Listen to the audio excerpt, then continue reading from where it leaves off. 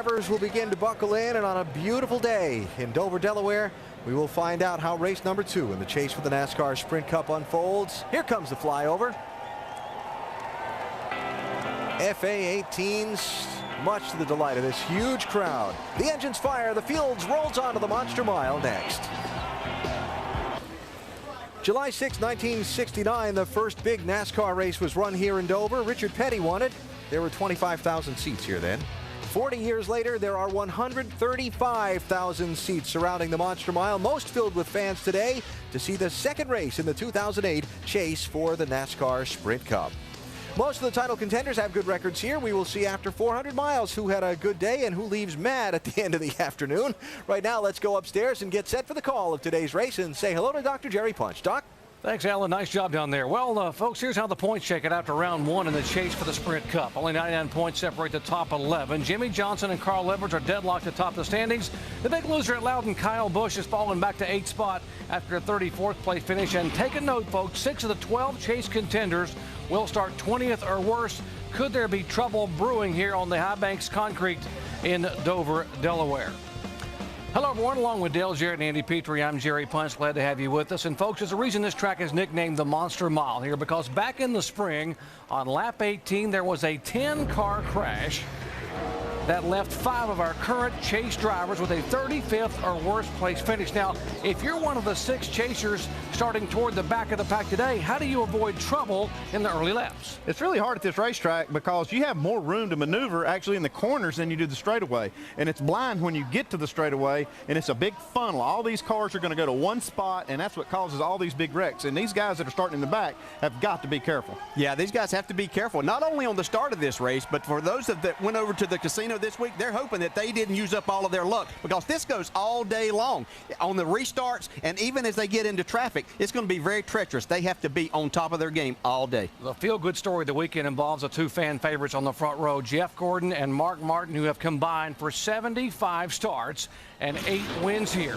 Now, with one of these drivers in the chase and one not, could their strategies differ here today? I don't think so, Doc. I think both of these guys really need a win. They're going to do whatever it takes to get it here today. I don't think you're going to see, even though Mark Martin doesn't have a lot to lose and Jeff Gordon potentially does because he's in the chase, I think they both go for the win. Yeah, I think they got to go for the win. The only thing that could differ, end of the race, fuel mileage, Mark Martin can go for it a little bit more. We are set. The drivers are getting buckled in as we go trackside for the command. And now, ladies and gentlemen, for those most famous words in motorsports, I present to you the chairman and CEO of Camping World, Mr. Marcus Lemonis. If you're proud to be an American, get on your feet and make some noise. Gentlemen, start your engine. Crank them up, gang. Crank them up. Fired up. All right, fired up. Just have some fun. All right, have a good day out there, guys. Be good and solid. Just there. Let's go win this thing.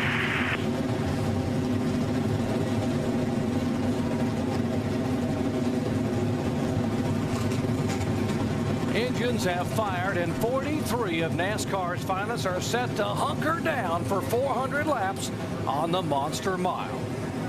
Our in-race reporter today grew up about 2 hours from here in Marietta, New Jersey, and fittingly collected his very first career Cup win here in 2007. When we come back, we'll visit with Martin Truex Jr. from the starting grid. Back in just a moment. NASCAR Sprint Cup Series at Dover, presented by Principal Financial Group. Our starting grid, Jeff Gordon managed to pick up his 3rd pole of the year by just 1/1000th of a second over outside front row starter Mark Martin. And now, while you watch to see where your favorite driver is starting, let's visit with our in-race reporter, the driver of the Bass Pro Shop Chevy, Martin Truex Jr., who starts 16th here today. Martin, Dale Jarrett, ESPN. You have a copy? Yeah, go ahead, Dale.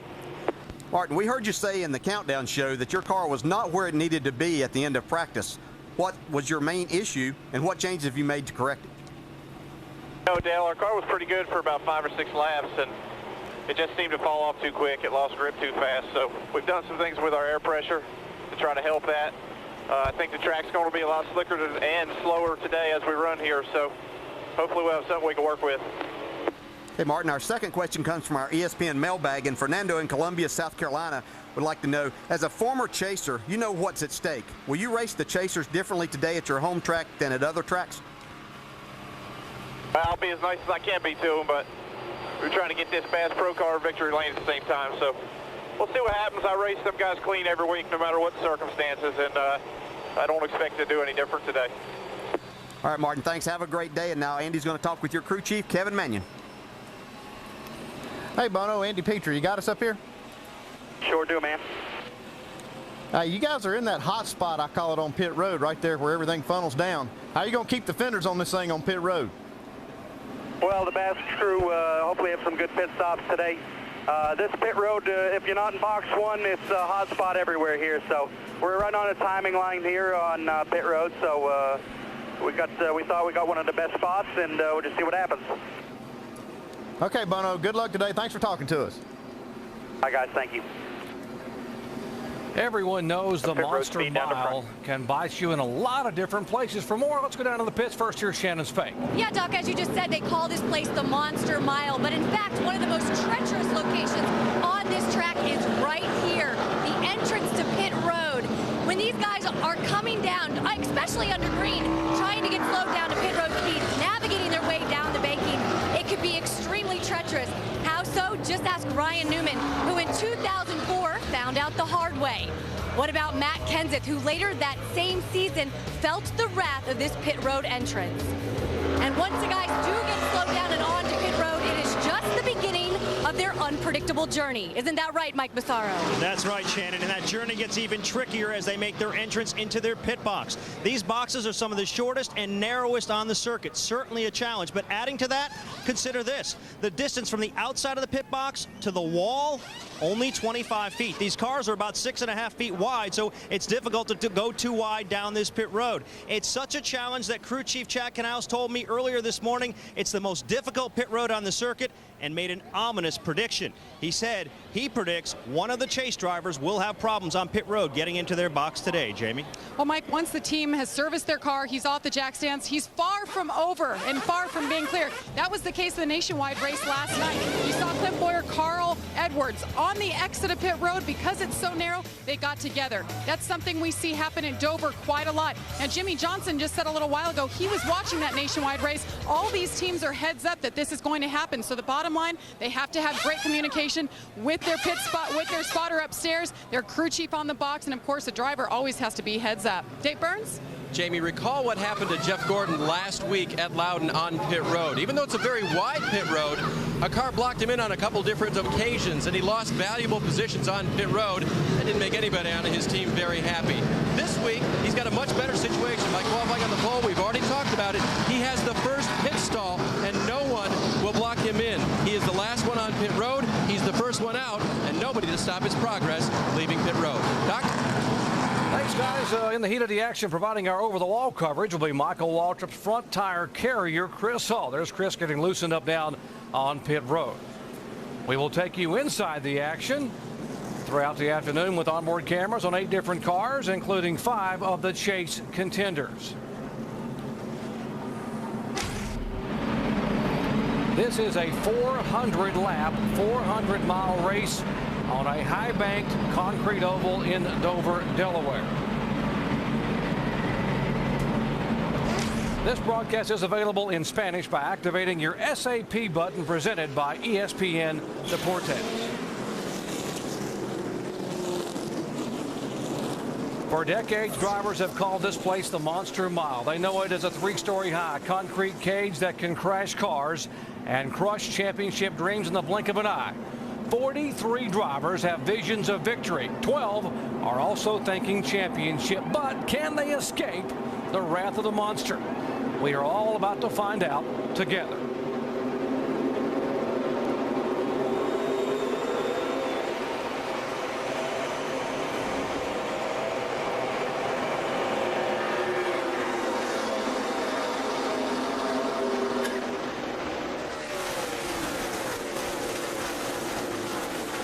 Jeff Gordon not wasting any time to be aggressive early on. You can stay out of trouble if you can stay out front. Yeah, it makes things a lot easier when you can get that jump like he got on the start of the race. I think Mark Martin just wanted to get himself down to the bottom of the racetrack. He made that difficult. He lost a couple of spots in trying to do that. Denny Hamlin moved up to the 2nd spot. It's a long race. Got trouble already. Man. Kurt Busch slams the wall here on lap 2, so it's car number 2 on lap 2. There's Paul Menard spinning, and Michael Waltrip gets by him. Yeah, that's the kind of things that happen you see there. Especially left rear. Right there, things happening behind the actual accident that happens. We'll have to take a look. We weren't looking right at that when it happened and see if there was some contact that created this situation for Kurt Busch, who was very optimistic. I gave him plenty of room, didn't I? He just washed right up the hill, man. Happened in the corner, so these guys had a little bit of room to work around this. If this had happened off the corner into the straightaway, we would have seen a lot more people probably in there. Yeah, I think it's the 38 car, David Gilliland, who he's talking about, that he gave room down into the corner. You see him race side by side. David Gilliland just gets loose going into turn 1, and we talked about this all weekend long of how difficult it is entering these corners. You overdrive it just a little bit, the car bottoms out right there, and the next thing you know, you're up into the car beside you. Kurt Busch had a great qualifying effort starting outside of row 2, and now he brings out the first caution of the day. Back after this message and a word from our ABC stations. This on the bottom here. move by Tony Stewart. Yellow's out. Yellow, yellow, yellow. Man, that could have been devastating to his championship hopes. Paul Menard spun right in front of him. Tony did a great job of avoiding that.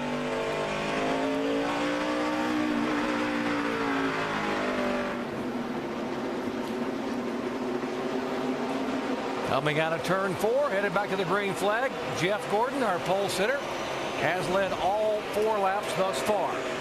There is Kyle Busch, moving on the bottom of the racetrack inside of Dale Earnhardt Jr. That is for 8th spot. And we watch these guys. They're single file now, and I can assure you that these drivers, as long as they weren't a part of the first caution, they were glad to see one that they can get single file and race now instead of having to be 2 and 3 wide all the time. Carl Edwards, remember these guys qualified back in 20th and 22nd. There's Edwards in the 99 car making a move. He is now in 19th position.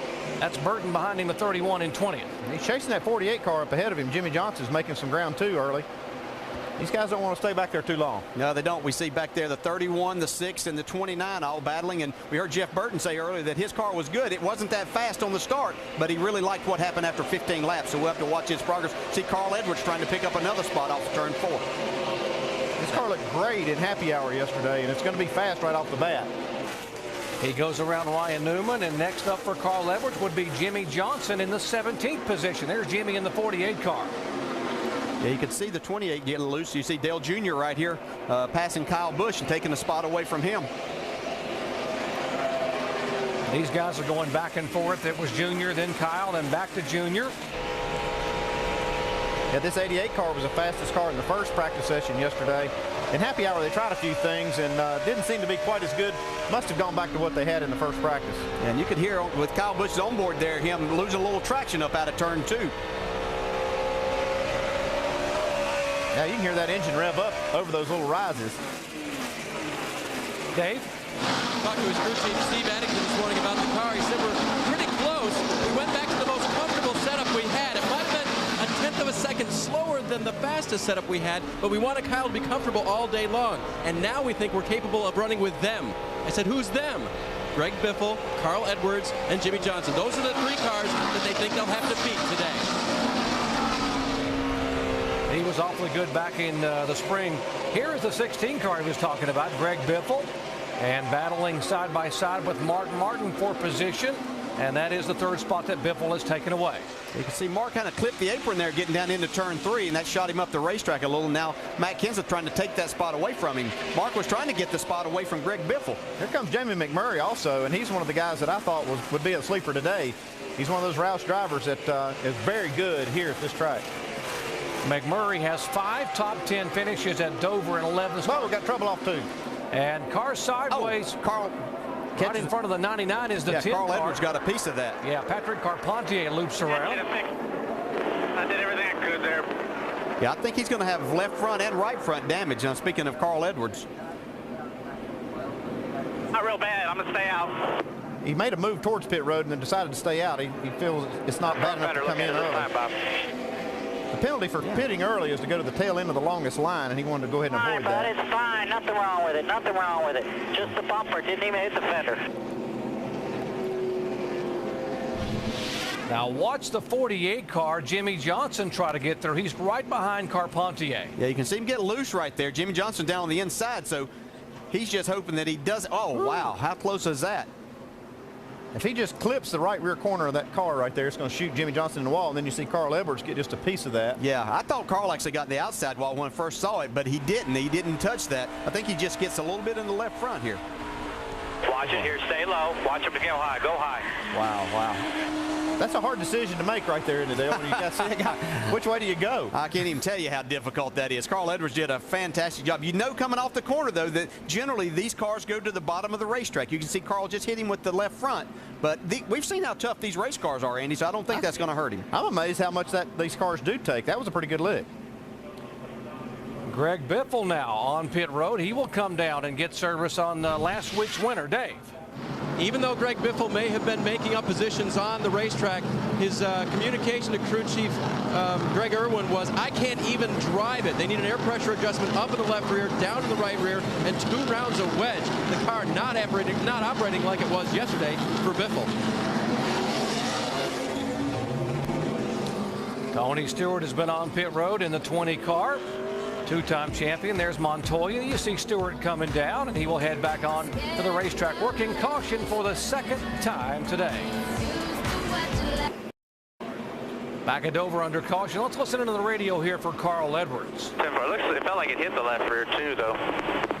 The sail panel's got some paint scrapped off of it, but it's still straight. It didn't even move it. All right, 10-4. Well, if there's, I guess we'll just keep track of it. Fix it as early as we can if we need to, but we'll just keep track of it. You're sure there's nothing on the tires? I can still see the paint. I can still see the paint on the tire. They left him on the racetrack, Andy. Would you have been that gallant to leave him out? No, I probably would have brought him in just because it's early, and you can take yourself out of this thing if you leave him out there and have a problem. If you come in right now and get it fixed and get some tires, you know, you do have an uphill battle, but you don't take yourself out of contention. Getting set for the restart here, lap 16, the Camping World RV 400. Jeff Gordon has led all 16 laps thus far. Under that second caution of the day, we had 17 cars come on the pit road, including Greg Biffle, Tony Stewart, and a few others. Yeah, this is going to be interesting to watch. Those guys put themselves back there in kind of a hornet's nest, and it'll be interesting to watch them as they come up through. Yeah, I wasn't surprised to see Greg Biffle. I mean, I was surprised to see Greg Biffle come down pit road. That shows just how bad his car was. This is a long race, so you know if he's got a good car, it's no problem in getting lapped or anything. And it's a lot hotter today than what they faced yesterday in those practice sessions. It seems like a trend has been developing with this new car that every race day the cars seem to be looser than they were in practice. We're hearing that out of Greg Biffle. Even though his car looked competitive, he said he was very loose. Jeff Burton, the 31 car, now having moved up from his qualifying spot to 17th. Remember, Jeff Burton typically doesn't qualify well, but he's there in the top 10 or the top 5 when this race is over. He started 38th in the spring and finished 8th. Yeah, he's going by Elliott Sadler there. I talked to Elliott yesterday. He was not very happy with his car after practice. They were going to make a few changes, but just didn't know exactly where to go. As we see Dale Jr. trying to pick up another spot here on Clint Boyer. That's the 6th spot. He's marching to the front. Yeah. 44, David Rudeman back there behind the 07. Again, Rudeman back in 8th. Kyle Busch sticking into the picture behind him in 9th spot. Rudeman trying to make the outside work there. And, wow, this team's really been on a nice little roll here, especially the last 3 weeks. Having some good finishes, running up front. Good for David Rudeman in that UPS Toyota. Shannon? Yeah, you know, I was speaking with David Rudeman's crew chief, Ryan Pemberton, today. He said, you know, there's been a lot of attention paid to this team, especially because they've been running so well, just as you said, Dale. He said that really there's 2 reasons. One, the new generation of car that Michael Waltrip Racing debuted at Pocono. He said number 2, we're really acting proactively rather than just reacting as to what happens on race weekend. He said we're thinking outside the box in the shop, and that really has helped this team a lot. Oh, I think, and I'm going to give some credit to the driver too. I think that they're finally now, and you talk about that new car, that they're catching up to David Rudeman's talent with the race cars, and I think that is finally going to pay off for them. What paid off for him was that performance at Richmond where he led 104 laps on the 3/4 mile short track. 70 car, Tony Raines had a good qualifying effort trying to hold on to 13th position. In front of the 12 car, Brian Newman. Yeah, he's got these guys bottled up behind him there. They're trying to see Ryan Newman trying to make a pass on the inside, but Tony Raines is running good. You see Jeff Burton and Kevin Harvick were both in the chase in that battle too. It's awfully difficult to get that run up out of the corner. You see Tony Raines running a little bit higher line, but that carries a lot of momentum, and now Ryan Newman's got to the inside of him entering the corner. Hey, you put yourself in a little bit of a bad situation when you've got cars bottled up behind you and a big gap in front of you. Some of these guys can get impatient and move you. Couple of Roush Fenway teammates as Kenseth moves up, and the McMurray, the guy you kept talking about all morning as your sleeper, makes the pass. Yeah, he's a great here at this racetrack, and they got a good car. Looks good early. Dave? Talking with Larry Carter this morning, he said, you know, Dover's always been a good track for Jamie, and the statistics back that up. 5 top 10s here, including finishing second in the June 2006 race. So Jamie is confident when he comes here. His Roush Fenway car is running very well. Had a very good run in the nationwide race yesterday. Here's a group now, a couple of chasers on the bottom. That's Burton and Harvick trying to get by, and Jeff Burton finally does pick his way by. Kevin Harvick hasn't been so lucky thus far. We see Jamie McMurray going by Denny Hamlin for that second spot. Sandy, you got the man on the march right now. What has gotten into these Roush Fenway guys? We saw what happened last week with Biffle being so good. Edwards has been good the last month, and now McMurray. We had 4 Roush Fenway cars in the top 5 of that final practice session yesterday. I think it's just working like it's supposed to. These guys are supposed to be talking to each other and comparing notes. They seem like they will have a good car at almost every race. So these guys getting together with those guys and making all the cars good. You see Kenseth trying to take that 3rd spot away. He needs a really big day today if he's going to have any chance of getting himself back into this. You see, he was trying the outside, nose goes to the inside. And I think another thing that these guys have on their side is Doug Yates building engines. I think he just gets stronger as you go on. Mike? Yeah, DJ, you mentioned that Matt Kenseth needs a big day, and you can understand why. Crashes at Richmond and Loudon leading into this. Finds himself in a 177-point deficit, but this has been a very good track for Matt Kenseth over the years. I spoke with Chip Bolin about the morale of this team coming in. He says it's okay. They're very experienced people. They've all been here before. He said we've already rallied once this year, and he pointed to the fact that back in the spring in Richmond, they were 24th in the standings. And over the course of the regular season, they rallied back to qualify for the chase. They said they have that type of rally in them, and they can come back in this chase with 9 to go. The bottom fell out for the 17 car a year ago here when they lost an engine about lap 300 after leading a lot of laps. And here comes the 26 car. He is like being shot out of a cannon. Watch McMurray has just reeled in Jeff Gordon. He's flying, and he's using every part of the racetrack. He's up high, he's down low. Doesn't matter where he goes, this car seems to be stuck up underneath him here. Yeah, if you saw our nationwide race and the coverage yesterday, Jamie was our in-race reporter, and he talked about how much he enjoys racing. That car's loose. He's driving the wheels off of it, too.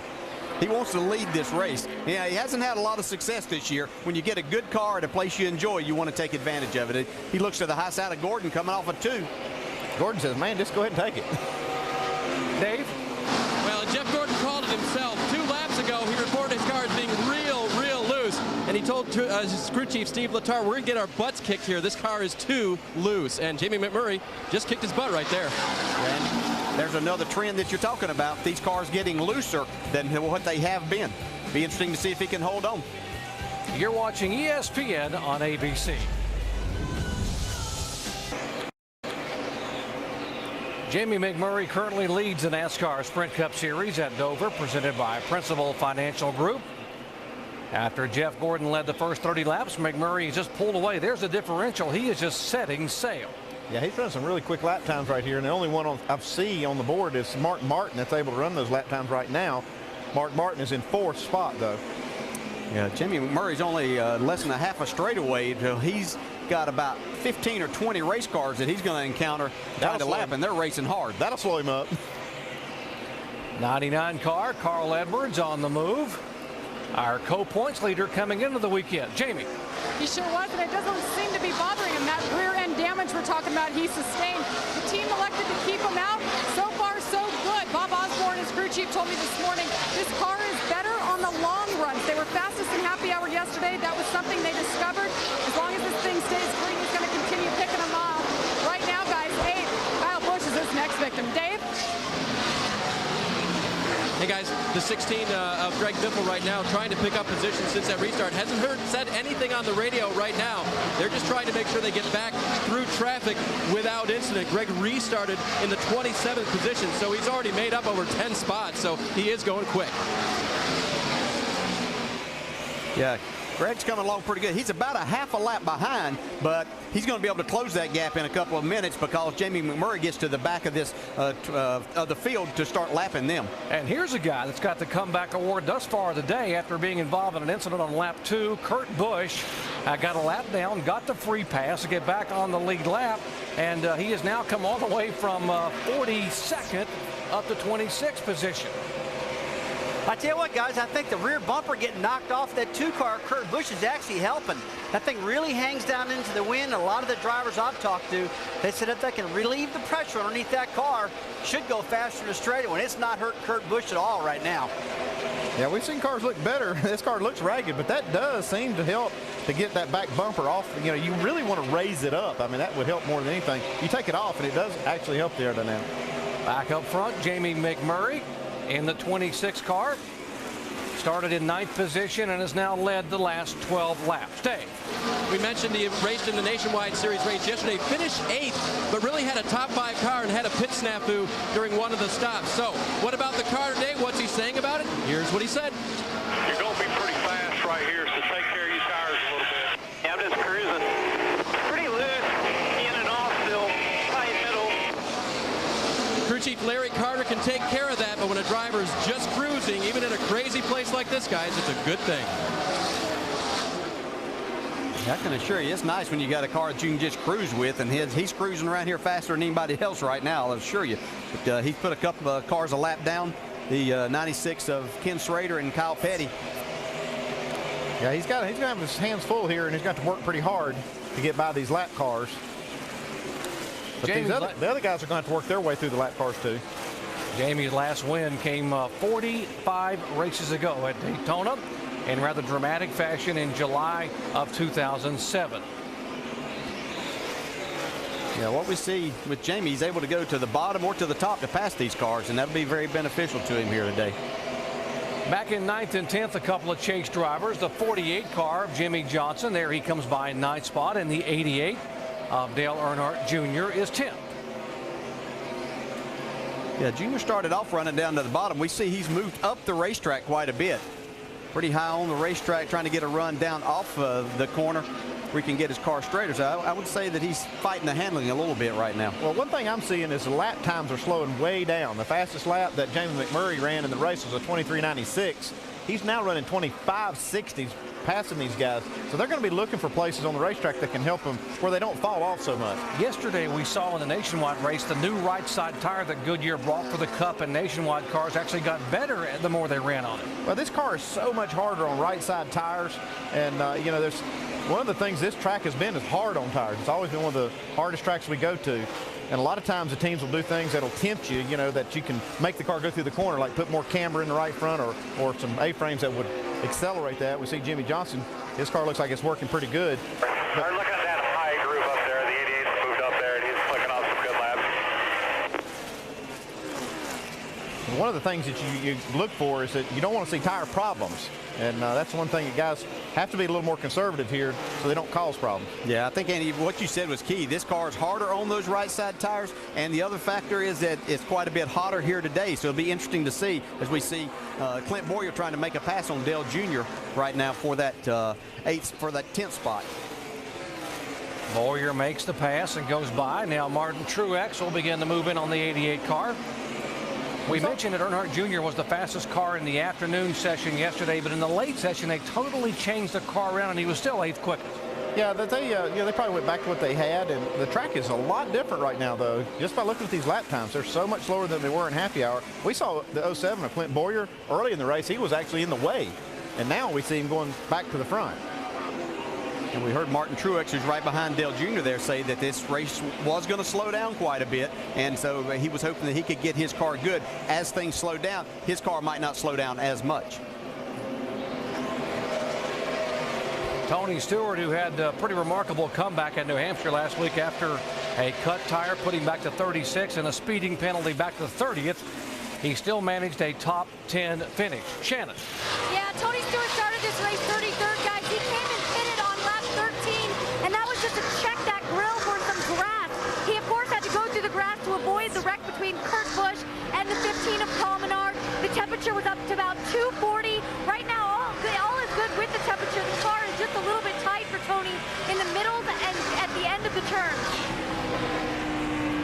Yeah, Tony's trying to make a pass on Michael Waltrip, who's running really well. He was running 19th right there before Tony went by, but Michael's as high on the racetrack as any other car here, and that's pretty typical of Michael. He likes to get up there and let his car roll and then really drive it hard off the corner, and just as I say that, he's down on the bottom, but in previous laps, he had been up there pretty high, especially down in turns 1 and 2. He had gained 20 spots since the start of the race.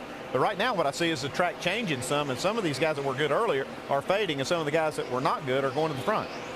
Biffle, remember, he's one of the guys that made the pit stop, one of the 17 cars that came in and made the pit stop. Restarted in 27th position back on lap 17.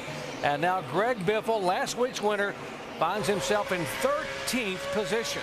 You know, come in and get those tires. If you can have a long green run, you can really make up a lot of spots because these other guys have older tires than you, and so this can be beneficial to you. We see Dale Jr. losing about 3 spots right there. Dale Jr.'s car just going away as he is backsliding now through the field. He'll be shown back in about 15th position. 54 of 400 laps in the books here at Dover. Back after this message and a word from our ABC stations. ABC's Emmy-nominated Dancing with the Stars returns tomorrow night with a 3-night live premiere event. Warren Sapp, Misty May Traynor, Maurice Green among the 13 new stars competing in what promises to be the biggest and most demanding season yet, only on ABC. Jamie McMurray is the leader of today's NASCAR Sprint Cup Series race at Dover International Speedway. He's out by a second and 7/10 on Jeff Gordon. McMurray and Gordon, the only 2 drivers to have led thus far. Greg Biffle, been keeping an eye on him. Rusty, he pitted from 3rd position under the caution back at lap 14, went back to 27th, and boy, is he picking his way back through the field. I'll tell you what, he put tires on that car, Al, and just drove that baby all the way up through the field. And so it's proven to me right now, new tires really mean a lot. The cars have almost fell off 2 seconds from the start of the race. This soft right side tire is really starting to slow up. I like that type of racing, though. But Brad just building a lot of rubber buildup on the outside of the track now. Absolutely, and they're trying to keep a lot of pressure off that right front tire, as we saw yesterday in the nationwide race. It's very important to take care of that right front, and most of our chasers are doing that, as all of them are in the top 17. So the Biff in his Ford up to the 11th spot after the pass on Martin Truex Jr. And let's go up to speed, presented by Ford, and check out some of the other drivers. Wait a minute, we got somebody in trouble. We do. Joe Nemechek. Well, there's all the telltale signs of right front after a long green flag run. Weren't you just saying that? Just talking about it. All right, caution is out, 3rd time in the race. And Doc, we said it, it happened. We saw it yesterday, AB, and now Joe Nemechek is the victim here. 3rd caution of the day, lap 64. And he brings the remains of his Chevy down pit road, heavy right side damage. That will allow these guys, these 26 cars that did not come on pit road a little bit ago, to now come in and get some fresh tires. Oh, yeah, and they want them bad because lap times have really slowed up, and a lot of guys are not happy with their car. Yeah, and that's about the same time as yesterday, Andy, that happened. Elliott Sadler's going to get the free pass here, but about the same time that happened yesterday. So they could have been one of those guys that need an adjustment, maybe some extra camber there. Yeah, they may have had just a little bit too much. It's so tempting here to do that because there's so much speed to be gained. But boy, it sure is risky. Here they come down 35 miles an hour. The first time the lead group has actually all come on to pit road. Mike. And Matt Kenseth will lead him down pit road. Remember how tight these pit boxes are. Pay attention to that. Matt Kenseth saying he's a little bit loose. They're going to try to tighten him up with a wedge adjustment. They also were pretty secret about their changes. Chip Bolin told Matt, we're going to make those left side adjustments we talked about. And 4-tire change as well. Jamie? 4-time winner here. Mark Martin pulls into the pit box. They wanted to concentrate on 4 tires and fuel this run only. No adjustments because of how tight the pit road is. That's all they did. Dave? Leader Jamie McMurray is leaving pit road now, almost a block in there. He said to his crew chief Larry Carter, whatever you do, don't get carried away. They put in a quarter of the air pressure change they were talking about that they started the race with. So just a slight adjustment for McMurray. Matt Kenseth's crew getting it done again this week. They up 4 spots, and Hamlin up 4. McMurray loses 4 positions on that exchange on pit road. Here's why we were under caution for the third time today. The 78 car coming at you.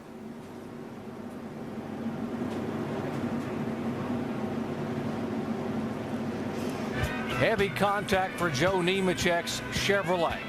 Back with the restart from Dover in just a moment.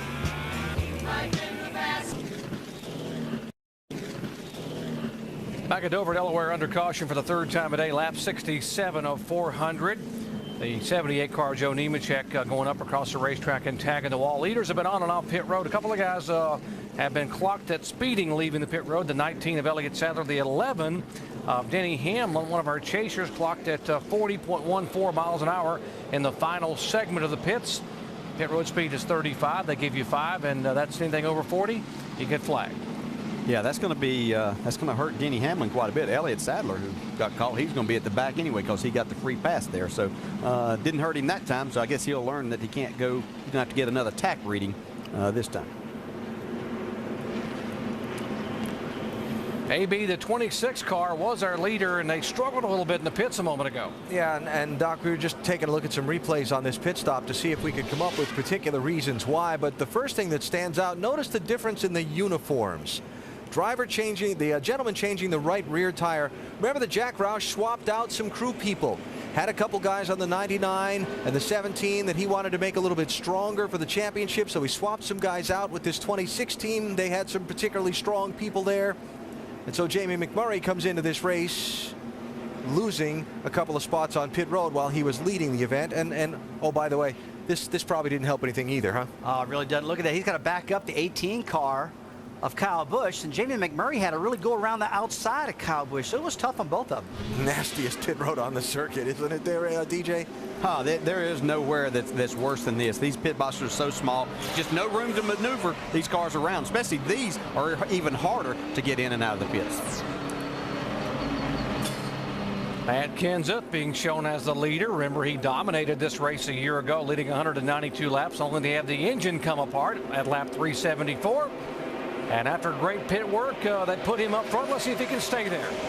Yeah, we're back to Green. Matt's leading. I tell you what, that's a team that gets it done week in and week out on pit road. They do a terrific job. They were coming right before that caution came out, too, so they got a good car.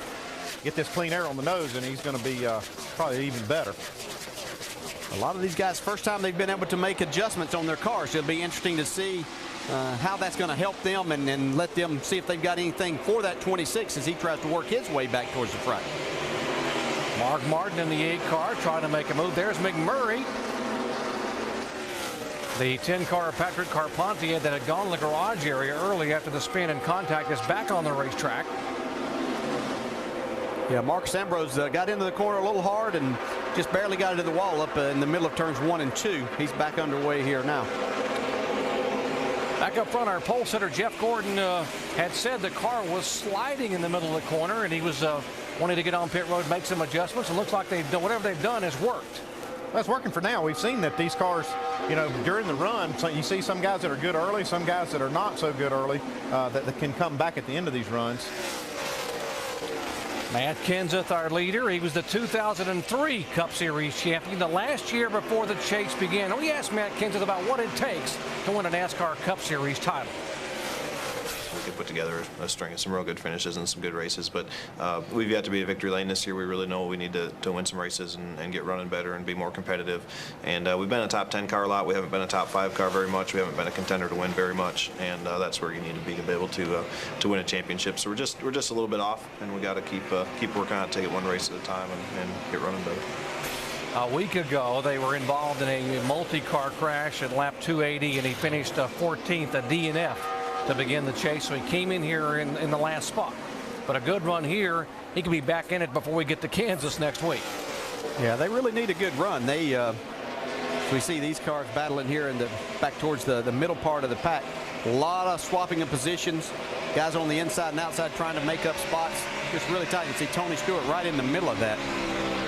Tony Stewart's running 18th, and he's trying to get by a lot of these guys. He's made some pretty good headway, but he started so far back that it's been kind of a struggle for him to get up through here. Shannon?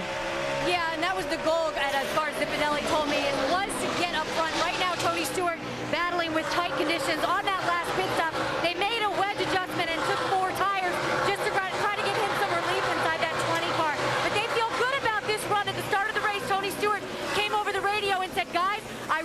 feel it. We're going to have a good run today. Well, that's good to hear. When your driver's confident like that, especially somebody like Stewart that knows what he needs, that's a good feeling. That's pretty confident. You go in the middle of 2 other cars and make a pass 3 wide here at Dover. So he has to have a pretty good race car. This battle back in the pack here is about 15th, 16th, 17th on back. David Reagan was there. Juan Pablo Montoya you saw right in front of Stewart. Dave Blaney is there. By the way, Dave Blaney's best run of the year came at this track back in the spring when he had a top 10 finish.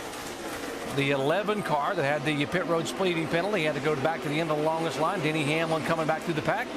There's the 83 car as well, Brian Vickers. Yeah, that penalty won't be devastating to him if nothing happens while he's back in here. He's got plenty of time and a good race car to make his way back towards the front. You see Denny there going to the bottom right behind the Michael Waltrip car. He's made some pretty good time even in these few laps since we restarted.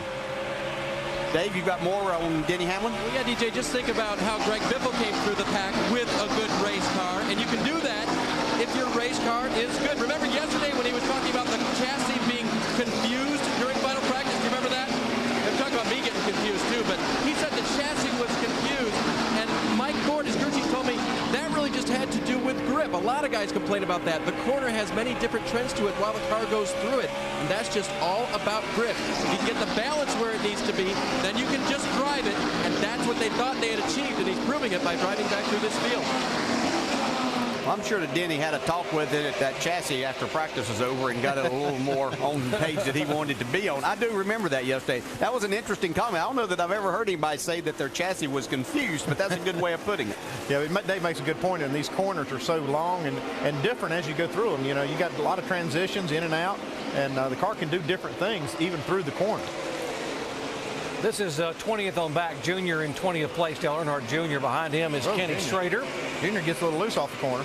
Yeah, and Bobby Labonte on the lead lap there, trying to. His car went up across the racetrack a lap ago. Now he goes on the bottom to get beneath Ken Schrader in the 96 car. Yeah, Junior had fallen back quite a bit and lost a little bit more even on that pit exchange there. So he was really struggling when we got to about lap 50. It seemed like that his car fell off for quite a bit more than what some of the others did as he tries to make his way back towards the front now. Back up front, the 26 car, Jamie McMurray now beginning to reel in the 24 that has backed up some. Jeff Gordon had moved in on Kenseth, and then Kenseth is now pulled away by about half a straightaway, and Gordon in jeopardy of losing the second spot. Andy, I'm going to go ahead and give you credit. You picked a nice sleeper here today, and if anybody else is going to win this race, they're going to have to beat Jamie McMurray. Yeah, his car comes to life after they run a few laps. You can kind of see it's like the cream rising to the top. After they've run a little while, that's when the chassis really takes over. Although I will mention again, you saw the different uniforms that Alan Bestwick and the guys pointed out. They have taken some key crew members off this team to put them on chase teams, the 99 and the 16. And so how could that impact what's going to happen on pit road with these guys? Dave. Gary, funny you should mention that. Right after that pit stop, which we know was subpar, crew chief Larry Carter said, hey, everybody meet me behind the box. He got the crew together. He had a little talk with them, encouraged them, told them not to get down, but also to pick themselves up, not let that happen again if they could help it. The pit stop wasn't exactly bad. It just wasn't quick enough. So Carter got them together, encouraged them, and they should be good to go from here. We'll see. Yeah, I didn't see anything really wrong with the pit stop. They just got beat out. I think some of that could be their position on pit road. Yeah, and sometimes that first one's always a little bit more difficult, isn't it, Andy? You're not wanting to make a mistake, just trying to get it done. Especially when you're leading the race and you haven't been leading lately. Guys are kind of either nervous or pumped up, and you can, you just need to make that first pit stop and get it out of the way. Matt Kenseth knows what success tastes like at Dover, Delaware.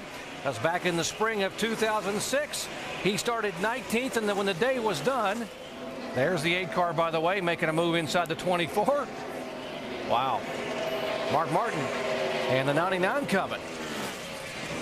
Yeah, Carl Edwards has made a nice run up from his 22nd starting position. This is going to put him up to the 4th spot as he takes it away from Jeff Gordon. So we see that he came here on a mission to win this. He was my pick earlier in the week. I'll say that as we were on NASCAR Now. But I know that's really going on the limb. I'm sure Brad Daugherty's sitting down there saying, DJ, you really go out there. But you picked him, and that's what counts. As I started to tell you a moment ago, Matt Kenseth knows what victory tastes like here at Dover, Delaware, because back in June of 2006, he started 19th and got the job done. win to win. They taught me losing's wrong. No, you can't pull me. 8:30 Eastern Time on ESPN, and coverage begins at 7 Eastern with Monday Night Countdown delivered by UPS. Riding along here with the 0-1 car, our leading Rebestis Rookie of the Year contender, Regan Smith.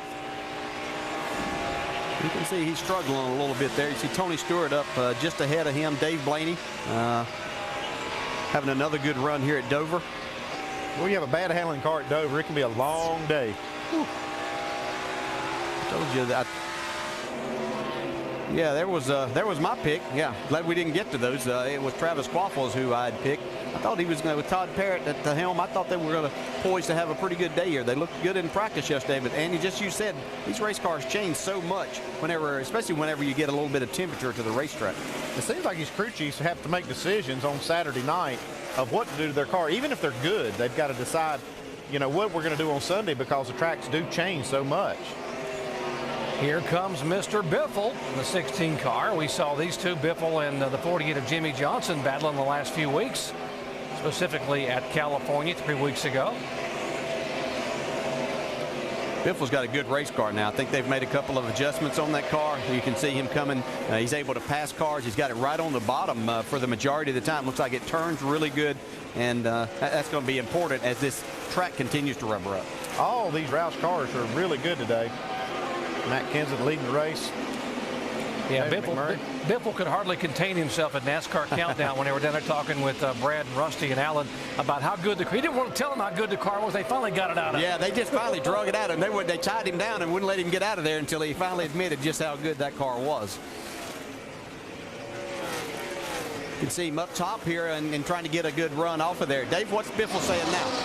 Well, DJ, I had a similar conversation with Greg Irwin about being on the radar now. I know Rusty asked him that question, and I said, do you feel it? He goes, oh, yeah, we feel it. We really thought that this was going to be our breakout weekend, so we kind of expected to be on the radar here. But remember, last week at Loudon, that was a surprise to them. That was a bonus because traditionally they haven't run well there, and it was a great way to start the chase. Well, it's nice when you get those little bonuses, you know, places you're just thinking about that, hey, let's go here, and if we can come out with a pretty good day, things would be great. Then we've got Dover and Kansas coming up. What these guys do, they went out and won the race at Loudon, and now they've got Dover and Kansas still coming. Possibility of, if not a victory, running in the top 5, all 3 of those. What was a term Brad Daugherty used? The stars are all lining up for people. You know, he was using that talking about Kansas, but it isn't bad for that 16 car because of going back to where he won a year ago at Kansas. You can see Jimmy Johnson, yeah, just pull over and let Biffle go. He knows it's a fast race car, and he might also say, I might be able to pick something up here, see what makes him that much faster. Is he doing something different on the track? Biffle is moving forward with the 88 car, and he is not so fortunate. He's headed back. Jamie. That's right. He qualified 10th. It wasn't a bad run on Friday. Yesterday, he was fastest in the morning practice. They thought they had a top 10 car, but that certainly hasn't been the case today. Just have to right guess. now, it's really, really loose. Chatter to right rear everywhere. Do the best you can. I think I am right now. And you hear a little bit different tone than we heard last weekend from Dale Earnhardt Jr. He said, I'm doing the best I can. He said, hey, if I can go back to last weekend and do it over, I would keep things in perspective and wouldn't have said the harsh things I said on the radio. And he's certainly working on that today, guys, as they're overcoming adversity, sitting 25th. Well, I think he's just fighting some grip, and we heard him talk about not getting that right rear end. And, you know, we've talked to this a lot about what Dale Jr. said last week. Hey, this young man's just competitive. He just has a lot of fire in him, and sometimes you say those things. You know, it's been said in this sport for a long time, a lot of radio communication. It's just that now everybody hears it. It used to be that just the race teams heard that, and the rest of the public and the rest of the race world didn't hear all of that, Andy. I'm glad they didn't hear some of my conversations with some of my drivers. And also the fact that it's his cousin, Tony Eury Jr., who's the crew chief, and they are just blatantly honest with each other because they grew up together as youngsters playing in the playgrounds and now at the racetracks. Matt Kenseth, our leader, back after this message and a word from our ABC stations. Just past a quarter distance in today's NASCAR Sprint Cup Series race at Dover, Delaware. Our coverage presented by Principal Financial Group. Matt Kenseth is leading, but he's in some heavy lap traffic, and Jamie McMurray in the 26 is starting to run him down as we work here at lap number 111 of the 400. Rusty, you've been watching the lap times on the leader, Matt Kenseth, as this green flag run is going along. They went back green about 40 laps ago. Yeah, I guess the thing I'm really amazed about, Alan, is that the tires are doing a great job out there, but it's kind of old school. They're really falling off a lot, and I really like that. I like it when you have tire fall off, cars can change lanes and do things like that. But you know what it really means, though, is that on a restart, you better get it while those tires are good. If you got to pass somebody, get it done real fast, strike while the tires are got the most speed. But that's one thing I'm noticing. They're having more fall off today than they had yesterday. I'll tell you what, Matt's had his hands full trying to put Robbie Gordon in that 7 car lap down. Robbie right now is running as the last car on the lead lap or the first car lap down, depending on where he and Matt Kenseth cross the finish line in relation to each other. And Matt's been trying for about 7 or 8 laps to clear that 7 car. And Robbie Gordon just doesn't want to give it up. Robbie Gordon's one of the toughest guys to pass. He's a real hard-nosed competitor. Right now, he's just trying to stay in that lead lap, and that's what he's got to do, just drive his guts out. But he's got to be conscious. That's one of the chase guys behind him. And so that has brought Jamie McMurray up to challenge for the lead. Doc, top 2, nose to tail. McMurray, who was so good early on, has now run down his teammate. And about 4 car length separation and inside of traffic there. And Robbie Gordon does not want to go a lap down. I don't blame him. He's giving these guys a fit. Yeah, they've let Mark Martin catch up there, too. That's our top 3 right there. Matt Kenseth, Jamie McMurray, Mark Martin. Robbie Gordon's not doing anything wrong. It just makes it difficult because Matt Kenseth's car is good on the bottom, but he can't get that run off the corner. You can see him get up beside him right here. He just can't get enough to throw. Robbie slipped right there, and I think Matt's going to clear him right at this point in time. And as you said, now didn't quite get him. Oh, baby. I believe he's going to have it, though. As he gets through the center of the corner, he should be able to beat him off of this corner. Might be able to use one of these guys in front as a pick. I believe he's got him now. Yeah, McMurray going to try to follow beneath the 7 car. He can't get underneath him. Now, right in front of this battle, it's a 15 and 21. These are the cars trying to stay on the lead lap. Marcos Ambrose and Paul Menard. They are 26th and 27. They're not going to give up this fight easily. They want to stay on the lead lap. No, and it makes it really difficult when you get to a place like this and how difficult it is. You can see Matt Kenseth try to get back to the gas. See Mark Martin take the 2nd spot away. Matt's having a hard time up front of him right there. Just trying to get by Marcus Ambrose, but especially when you get with guys you haven't been used to racing with. Marcus Ambrose hasn't run a lot of these type races, and that makes it difficult, not knowing exactly what they're going to do on the racetrack and how much room they're going to give you. Don't look now, but the 99's also moving in on these guys. Carl Edwards now moving in. There's him on the bottom of the racetrack, trying to move in on the 8 car of Mark Martin and the 26 of McMurray.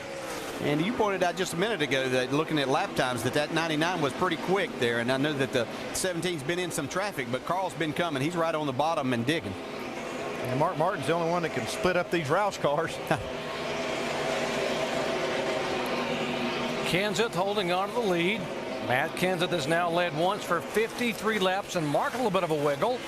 Now Jamie McMurray up on the outside of Mark Martin. Is he going to have enough room, or are these guys going to block him in? More on Carl Edwards. Jamie. Well, Doc, right before you guys commented on Carl Edwards' fast lap time, he came on the radio and said, Bob, it's pretty good. I just wish we were a bit faster. He said, I'm not trying to be a smart aleck. I just, trying to think about the end of the race where we can excel. He just moved up to 3rd, Doc.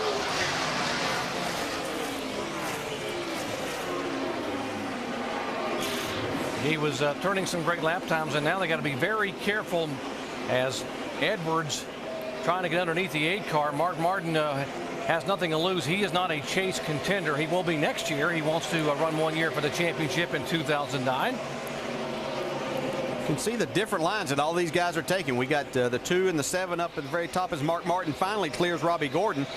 Carl Edwards hasn't done that yet. These guys, as they get to the corners, they just fan out. You got cars to the bottom, to the middle, and to the top of this racetrack. So just trying to find some grip and where they can get the most speed out of their race car. Look at that quarter panel flapping on Kurt Busch's car. Looks like it's secure, but it sure is waving in the wind. We just joined our coverage. Kurt was involved in a little shunt in lap 2. Got a little tap from the 38 car, a little slide from David Gilliland, and his car went into the wall. And the 2 car now being shown a lap down in 27th position. 121 laps are in the books. Matt Kenseth has now led the last 56 laps after a great pit stop by the guys on pit road. Matt Kenseth continues to lead as we run under green here at Dover. Our AT&T Crew Chief Challenge this week. Which past winner at Dover will get another win today? Jeff Gordon, Carl Edwards, Kyle Busch, or Greg Biffle? All good candidates to play. Text the word crew to 191 on your AT&T wireless phone and send in your answer. Results later in the race. Standard text rate applies. Jeff Gordon running 5th right now. Carl Edwards is running in 4th. Kyle Busch and Greg Biffle also running solidly up near the front of the field. Right now, let's take you up to speed, presented by Ford. Mike, you take away with the leader. Yeah, and he's been real quiet on the racetrack as well. Not complaining one bit. Early in the race, he said it was a little bit loose, but real happy with the race car right now. They made some left side adjustments last time down pit road. After that stop, they said they could continue to work in that direction to make it better. He's still a little loose, as you saw off the corner there, but that car looks pretty stout, man. His teammate runs in second, Jamie McMurray. All 4 Roush cars in the top 10. A clue. Larry Carter told me this morning they come here with a baseline setup they all use, then they tweak it to the driver's liking. Driver 26 likes right now, Jamie. And Mark Martin behind him likes his car too, says he's a bit free, but he can live with it. They are focusing on not over-adjusting this car. They want to wait until 100 laps to go, and then they'll worry about the issues. Behind him, Carl Edwards. He gets up next to Mark Martin, and then he has to back up. They've been battling it out for that 3rd place position for quite some time now. Carl Edwards, though, having a pretty good run considering he picked up some of that damage from that earlier wreck. He started 22nd right now, runs for it, Dave. Jeff Gordon restarted second, has fallen back to the 5th position. He says, my car rotates in the middle, then it just continues to rotate all the way off the corner. So that's what they're going to have to work on this next pit stop. Greg Biffle continuing to drive his way back up through the field after an earlier pit stop. Lost him track position. The car's still very good, just a hair tight for Biffle right now, according to the driver. Shannon? Dave, it was just moments ago that David Rudiman lost that 6th place spot to Greg Biffle. Right now, there is no comments over the 44 radio. The only voice you hear is that of the spotter. He made no changes on that car in the last run. He said it was started off tight and then it began to loosen up. And this is a surprising run for this team because crew chief told me that the car was just okay. This car looks a lot better than just okay. Mike? Jimmy Johnson very specific when he was breaking down how the car was handling in the corners. Said he was tight in turns 1 and 2 and a little bit tight at the apex at 3 and 4. They're trying to get the car a little bit better next time down pit road. Look for a track bar adjustment on the 48 car, but they are pretty happy, but they know they have room for improvement. Meanwhile, the 07 of Clint Boyer, that car started off tight. They made a right side air pressure adjustment last time down pit road. The car has remained tight. Gil Martin has told Clint to keep the car as much in the black as possible. Stay in the rubber otherwise. That's the only way it's going to help that car, Dave. Mike, Kyle Busch started this one in 12th, has picked up 2 positions, and then just kind of stalled right there. Looking for rhythm, he asked his spotter to tell him where the leader was and where he was in relation to him so he could try to find faster times around this track. Alan? All right, David, thanks. We went back to green on lap 69. We were about to equal the longest run on tires in this race that some of these drivers have made. Green flag pit stops, not all that far away. Monster mile. There's the leader, Matt Kenseth. We are being told that the leader should be on pit road sometime in the next 6 or 7 laps. See racing going on right here. It's Matt Kenseth up there, but watch this pass right here. Kyle Busch ran up on the 41 car resource and trying to pass Jimmy Johnson. Little 3 wide action through the middle right there coming off turn 4. That looked easy right there, but I'll assure you that's a lot closer when you're in the driver's seat. Yeah, nice little move by Jimmy Johnson. Said, I've seen this wreck before. I'm not going to be a part of it. That's 9th and 10th, by the way. Johnson had Kyle Busch. Blow it up. Blow it up. Fine reminder of 06. Uh-oh, you see smoke. Smoke coming out of this 18 car. He's saying he's blowing up. That's a bad sign. Wow. He'd just been passed. Oh, got trouble with a tire blow right there. Yeah, the right rear tire's gone on the 88 car. Stay low there. Stay low. Just a little quarter panel damage. He'll be fine. You ain't gonna tear it up. Go ahead. 4th caution flag today, and it's Dale Earnhardt Jr. As you mentioned, he was struggling mightily with the car backsliding in the field. Now the tire comes apart. Yeah, that does put him a lap down. Now, he was trying to stay ahead of Matt Kenseth and not lose a lap there, but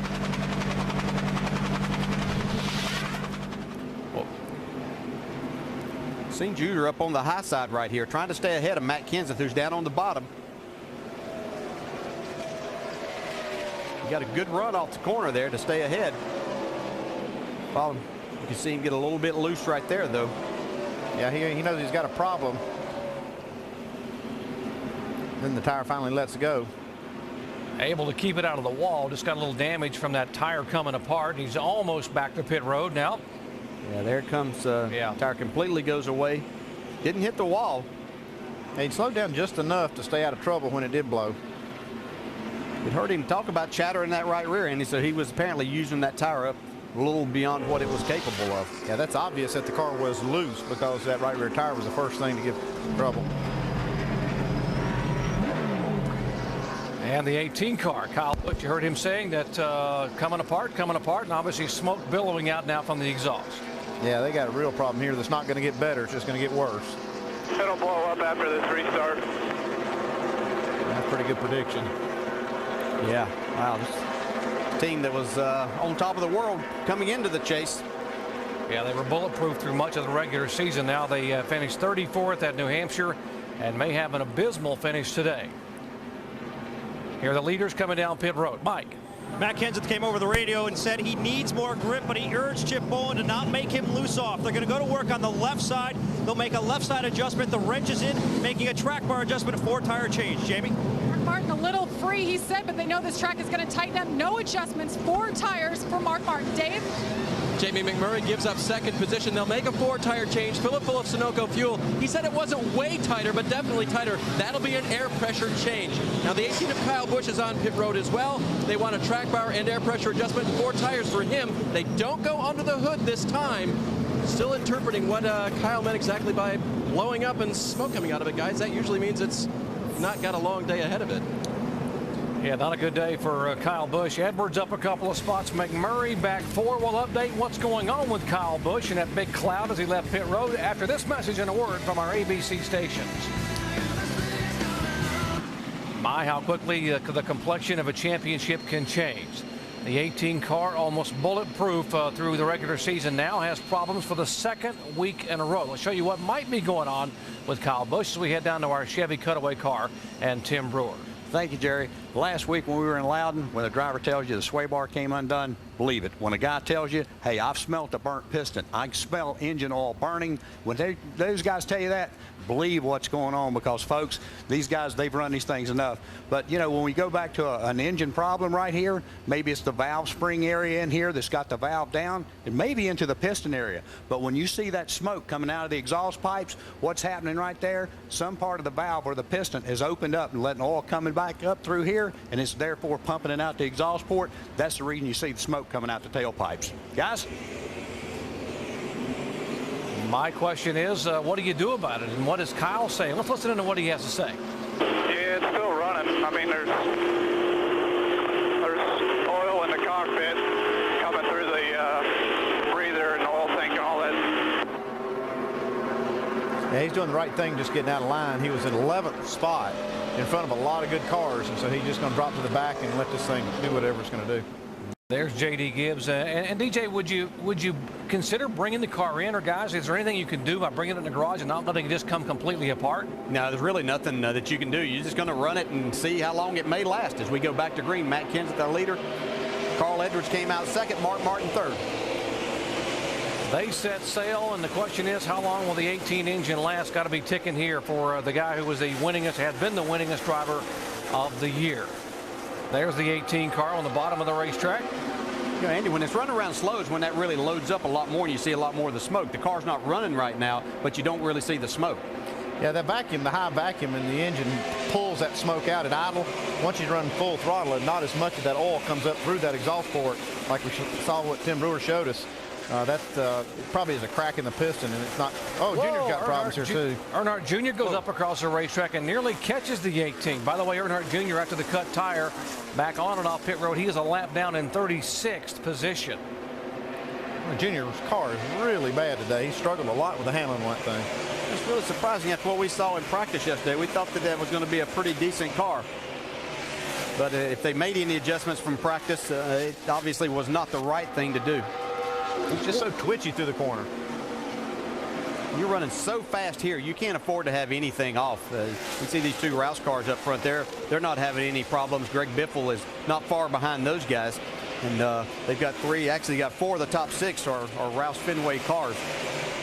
If you get off just a little bit, as fast as you are and as fast as you go off into these corners, you're just going to have a long, long day.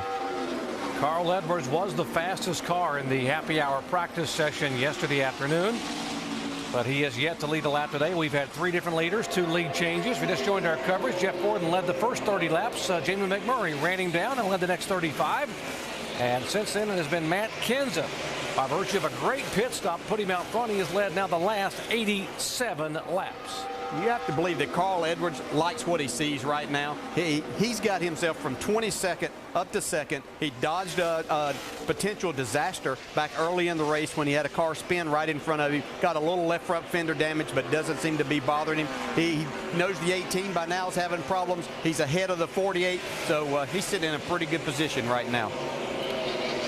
0-7 and 44. Clint Boyer making a move. David Rudiman has stayed right there, 5th, 6th, 7th the entire race thus far.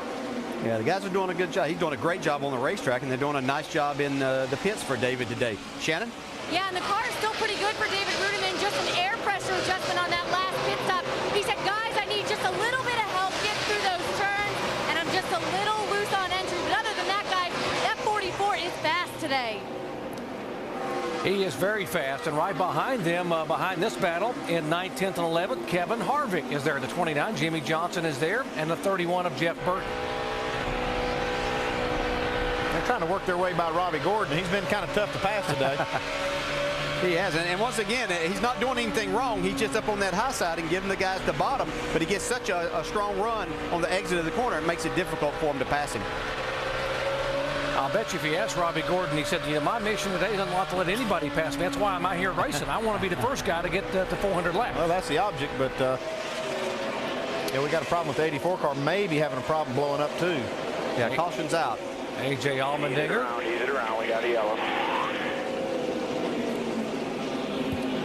Lap 156, caution for the 5th time today. Didn't sound like the car was running when he came by. We saw the big plume or big puff of smoke come out of it as he exited the backstretch. And just to update, Kyle Busch is still running. Really no smoke from his car. Bobby Labonte's going to get the free pass here. Looking at Kyle Busch, what are the chances? I mean, you've been down there before. You've been in the race cars, DJ, and what are the chances that he could make it for 400 laps? Not good. Could you be a little more specific? Well, it's going to be hard for him to finish the race if it's got a problem internally, which it obviously does. It's not going to get better. It's going to get worse as we go along. Yeah, just depending on exactly what that is, it could be something that will allow him. Obviously, they're not totally up to speed, but he may be able to run enough just to stay in there. If he falls out right now, he's looking at finishing 42nd, so he could stay out there and get himself somewhere in the top 20. Best case scenario, it won't get any worse. It's not going to get better. Right. It's not good right now. And we'll see these guys come down pit road right here. Possibly, they've not run too many laps, but man, these guys will probably want tires real bad. Matt Kenseth will be the one that'll everybody will key off of. Think anybody will think about 2 tires here if they do come to pit road? I think they would if they come down. They pitted 12 laps ago. Remember, they all pitted on lap 145. This is 157. Well, they're kind of staying behind. Matt Kenseth decided not to pit, so they're staying out. You see some of these guys coming down. They'll get the signal 2 to go to the green flag. We'll take a break and come back and catch the green at Dover. You're watching ESPN on ABC. Getting set for green here on lap 160, the NASCAR Sprint Cup Series at Dover, presented by Principal Financial Group. Okay, the 84 car wasn't blowing up after all. He got this contact from Casey Kane and caused a lot of smoke, and that's what brought this caution out. A little rub there, and the left rear tire had to come down and pull that fender out, and he has been able to get back on the racetrack. Matt Kenseth, Carl Edwards, Mark Martin, Jeff Gordon, and Greg Biffle, the top 5.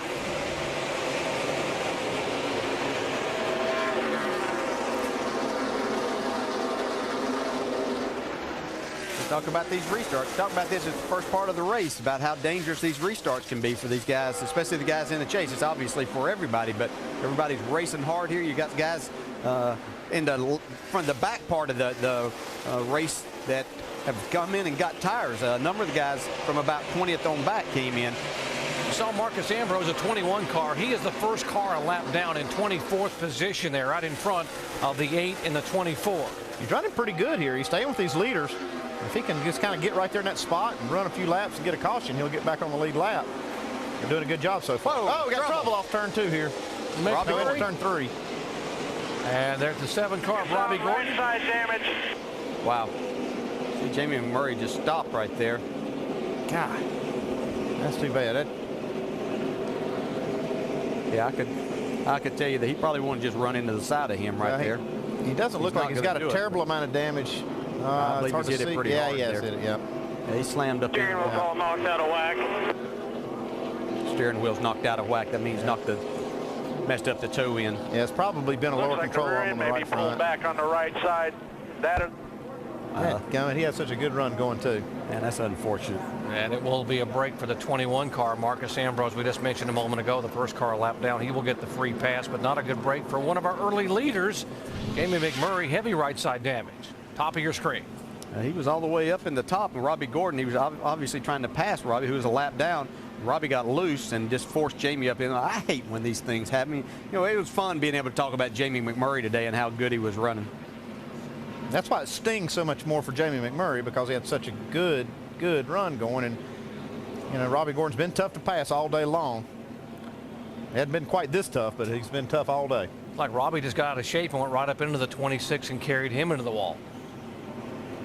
The problem is he wasn't racing Jamie McMurray. No, he was a lap down, and he's letting Robbie know. Well, frustration on Jamie McMurray's part after having the best race car he's probably had in over a year. Now on pit road with some damage on his Ford. Under caution, back in just a moment. Getting ready to go green here at Dover with Steve Addington, crew chief for Kyle Busch on the 18th. We know they've got motor problems. He's talking to his driver right now. Steve, what are the issues and how long does he stay out there? We're going to run it till it quits, you know. That's all we can do here. Bad luck here. I think it's a valve or something. Mark Cronquist and all them guys in the engine shop, they do an awesome job, been bulletproof all year long, and just one of those things happened here. Thought we had a good race car. Lost a little track position here in the pits with getting blocked in, but we were coming back there. So trying to finish the season out for Norm Miller and them guys at Interstate Batteries with a good run here, you know, to end their run this season, but we'll get them back. One of the dominant cars of 2008, guys, is going to have a struggle to get back in this chase now. They are indeed, Dave, and remarkably, because of back-to-back caution flags the last 7 laps, the 18 car is still on the lead lap. Not sure how long he'll be able to stay there as slow as he's having to run here down the straightaway. Kenseth pulls away by about 6 car lengths over Carl Edwards, who is stuck behind the lap car of Paul Menard. Now he makes the move on the bottom of the racetrack. Yeah, Matt Kenseth is able to really get going on these restarts and get himself a little distance between him and Carl Edwards. The car is really, really fast today for Matt Kenseth. See Mark Martin moving by Paul Menard, Jeff Gordon trying to make that same move, and Greg Biffle right there. Been a good day for Roush Fenway. They've had 4 cars in the top 5 or 6 much of the afternoon. They had 4 in the top 5 in the final practice session on Saturday. You guys, just thinking, I've got to wonder after last week's events and watching Greg Biffle and how patient he was there, I wonder just how patient he's being right now, too. He might not be showing them everything that he's got to run to the end of this race, because we still have 232 laps to go. Jamie McMurray fans, the 26 car has now officially gone to the garage area after that damage and that slide up into the wall and the contact from the 7 of Robbie Gordon.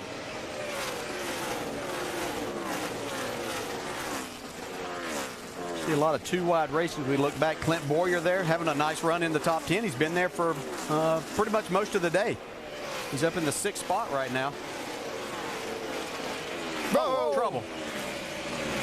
Couple cars sliding up there. Yeah, the bumper panel just flew off of one of those cars. Looks like Sam Hornish is now. He's in the wall. Yeah, Hornish slides up and tags the wall. He was sideways in the previous turn. 77, 1 inside. Keep her up there. Keep her up there. Cut tire or something there, Travis. We're coming to you. Middle of the backstretch now. Got bumper damage coming to you also. Got sideways in the previous corner, and there were a couple of chase guys underneath him. I think Jimmy Johnson was there and a couple others as he got up. There's the rear bumper cover. Yeah, that's the reason for the caution. That they didn't throw the caution because the cars banging off each other. This piece of debris went flying. They want to get that picked up. I think Brian Vickers was sideways off of that car. I don't know if there was contact between those two. We'll have to see as Sam Hornish comes to pit road. Here's Brian Vickers. You can see the 77. Well, he gets loose right there, and then Vickers coming up. Wow. David Rudeman right there. Nice job of avoiding that. Harvick was on the bottom of the racetrack. He had to get ready. There goes the bumper cover after the little nudge there and the contact. Yeah, there is Jimmy Johnson right in behind him. Watch Jimmy. He said, "Oh, please go up. Please go up." You're going to go. A lot of action today. Wow. That's the second one Jimmy Johnson's avoided. He had to avoid the 10 speeding, the 10 car spinning on lap 12. We told you the monster can bite you in a hurry. Now caution number 7 on the day. Back after this message and a word from our ABC stations. For you Kyle Busch fans, you may want to look away. This could be the push for the 18 car in the garage area that takes him out of the chase for the Sprint Cup here in 2008. They pushed him back up pit road, and there was oil coming from beneath the 18, and some of these crew guys there in Carl Everett's pits trying to clean up the grease and oil from underneath that car. And this thing finally let go, and you can see all that oil going right into Kyle Busch's pit stall, and they came through the 99s and then through Jimmy McMurray's pit stall. And they want to get that cleaned up so they get good traction off pit road. That's too bad for this 18 team. They've had such a great season so far. Another one of the Joe Gibbs cars also having issues. The 11 car, Denny Hamlin, been on and off pit road several times. Let's listen in. You know, if it stays the same, it may not hurt to put a little bit in. It's just weeping. I mean, everything's a little wet. It's not losing much, but it's wet. 10-4. Weeping and wet. They're talking about the rear end, right, Tim Brewer? Yes, sir, Jerry. Hey, the key to keeping this gear cool all day is 1 gallon of lubricant. But the pinion is right here, goes back through here. We actually have a seal that sits in this area right here. But the key is keeping that gallon of grease in it, keeping the pump, keeping it through the cooler. But, Jerry, it quits leaking when it runs out of oil. Yeah, that's a bad That's sign. not a good thing. Yeah, we saw that right rear tire that came off of the 11 car, and it was soaked in oil. So they've got a pretty good sized leak in that rear end. Kyle looking over the damage there as they're looking over the problems with the engine. Steve Addington there. Gosh. You just have to wonder if maybe they were pushing a little bit on the engine side, trying to make up some of the points and get back in this thing. You know, they haven't had many engine problems all year, at least in the points races. DJ, he was adamant this week in the media center that they weren't going to try to do anything unusual. They had been so good all year long. Why try to panic now? Just climb one race at a time back into the championship picture. Yeah, and I don't think they did that. I think this is just an unfortunate situation. These guys with Joe Gibbs Racing and their engine department in particular have been so good all year. I don't think that they tried to do anything to make everything up in one race, because you can't do that depending on what the others do. All you can do is go run your race. That's what they were trying to do. Unfortunately, something happened to them today that was really out of their control. It can be a part failure. It could be a valve spring. Anything could have just had a flaw in it. It just made me wonder if maybe that's what they were doing, but it's just too bad. Obviously very frustrated, Kyle, knowing that all year they've worked. He talked about they work all year to be able to get in the chase and build up those bonus points with 8 victories. At New Hampshire, the disappointment of a 34th place finish, and now in 2 races in the chase, his championship hopes have basically evaporated. Yeah, they've probably put themselves in a position that's going to be almost unbelievable that they could come back from. Under caution for the 7th time a day here at the Monster Mile in Dover. Back with a green flag in a moment. Back at Dover, here's where our chasers are restarting right now. You see Carl Edwards back in 2nd spot, and Kenseth now up to 10th in the points is our leader. Kyle Busch in the garage area now being shown 198 points back, and by all rights he could finish as poorly as 42nd or 43rd. Possibly 42nd, 1 car already in the garage. Green flag back at Dover, Delaware. Yeah, we'll point out Jeff Gordon made a pit stop there to get tires and to work on his chassis. That's why he's back in 18th. So it'll be interesting to watch his progress as we move on with this green flag run. That might not be a bad move. If we have another caution within about 10 or 15 laps, they could actually stay out on the racetrack and gain some track position. See, once again, Matt Kenseth able to pull away about 4 or 5 car lengths on the start. Dave, how about that 24? Yeah, one of the reasons why they wanted to stop was Jeff's complaining about the car sliding the nose on entry and sliding the rear off. And one of the adjustments they wanted to make was putting a spring rubber in the right rear. Now, sometimes you can get that done very quickly during a pit stop. Sometimes it takes some more time. And Steve Letarte, the crew chief, said, make sure you've got it in there. I don't want to mess with it again. So they pushed one actually that was already attached into the right rear and dropped the track bar as well. Pretty sizable adjustment. You got to make a stab at it. If you're not good enough to win at the time, this is the time to do it. Before you get to halfway, you've got plenty of time to still get your way to the front, Sandy. They've made kind of 2 adjustments there. One to help them turn a little bit, and then the track bar maybe to help that up-off problem that he's talking about. Yeah, they're trying to do a combination of adjustments to get the car better, but I think the main thing that they've done here is they pitted at the right time. If they don't have a problem in front of them, which is a big if here lately, but if they can make it, 10 or 15, 20 laps, like I said, and have a caution, those other guys are coming in the pits, and they can stay out and gain track position. And we'll see Montoya go up the racetrack. Yeah, you said if there's not a problem in front of him, he's as the 42 car bobbles and goes up the track right in front of Jeff Gordon. Jeff's in 18th position right now. Well, he moved ahead Montoya right there on that move. There are 23 cars on the lead lap. Paul Menard is the last car on the lead lap. If you love TV, then this is your night. Jimmy Kimmel hosts the 60th Primetime Emmy Awards tonight live at the Nokia Theater in Los Angeles, 8 o'clock Eastern, 7 Central Time only on ABC. Got an Emmy nominated performance by that 17 car today. What an effort by Matt Kenseth and the crew that's been getting it done all year long, and it's finally paying off for him here with a great pit stop and put him out front, and he's been there ever since. He's got it going right now, but I know a lot of these guys, Carl Edwards, you see Mark Martin, some of these guys back there, even Greg Biffle, are looking at their wristwatch and going, well, it's not quite time to go yet. Yeah, 3-wide racing here. Jeff Gordon right in the middle of all of this. Bottom of the racetrack in a hornet's nest back there. Montoya, the 42 car, is a lead lap car. Rudeman is there. Yeah, Marcus Ambrose, who's in front of that, he's gotten his lap back. He's running well here today. He's on the lead lap. Give a call to Michael Waltrip again. That 55 car running very well. The last 3 or 4 races, Michael and the entire operation we keep talking about, they've gotten better and better. Nope. Sam Hornish again on the bottom of the racetrack, and caution will wave again. This is the 8th one of the day. Okay, these leaders are going to have to come down pit road this time. We'll see if the 24, 44, those guys that stopped just that last caution will stay out. Yeah, I'd say if Jeff Gordon helped his car at all right there, that he'll stay out, and this work out exactly the way that they had kind of hoped for things to. You see pieces flying off the 77 here. He's been into the wall again. Sam Hornish now back-to-back caution flags. Debris coming off the back of the car. There's some more of the sheet metal inside the wheel well.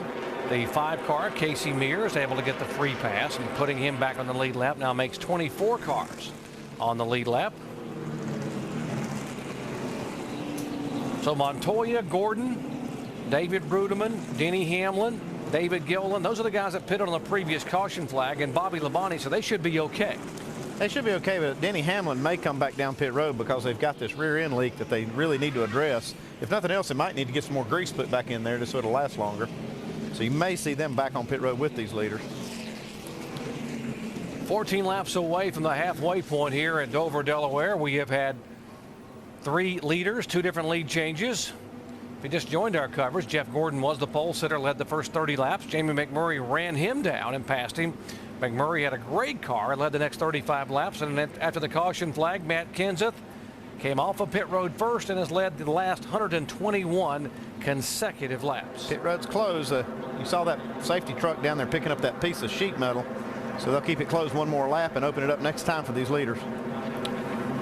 Might mention that Jamie McMurray, by the way, is back on the racetrack. He has gone to the garage area and come back out in 16 laps down in 42nd position. Let's update the chasers, Alan Bestwick. Yeah, eventful would be the word I would use to describe the day of the championship contenders so far at the Monster Mile, Doc. Just 2 laps into the race, Tony Stewart, one of the guys who has to miss the mess. Oh, right off the bat, the 38 car gets loose, gets right up into Kurt Busch, and in the wall they go. And look at Tony Stewart avoiding this big one.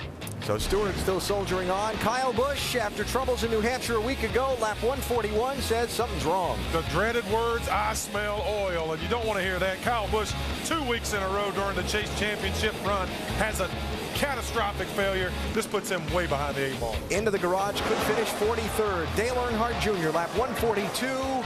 Just about to be lapped, actually just had been lapped by leader Matt Kenseth, and the right rear goes off the 88 car. Junior's a lap down in 28th place. Pit road is open, and let's see if we have any takers as the field comes to the pit entry up in turn 4.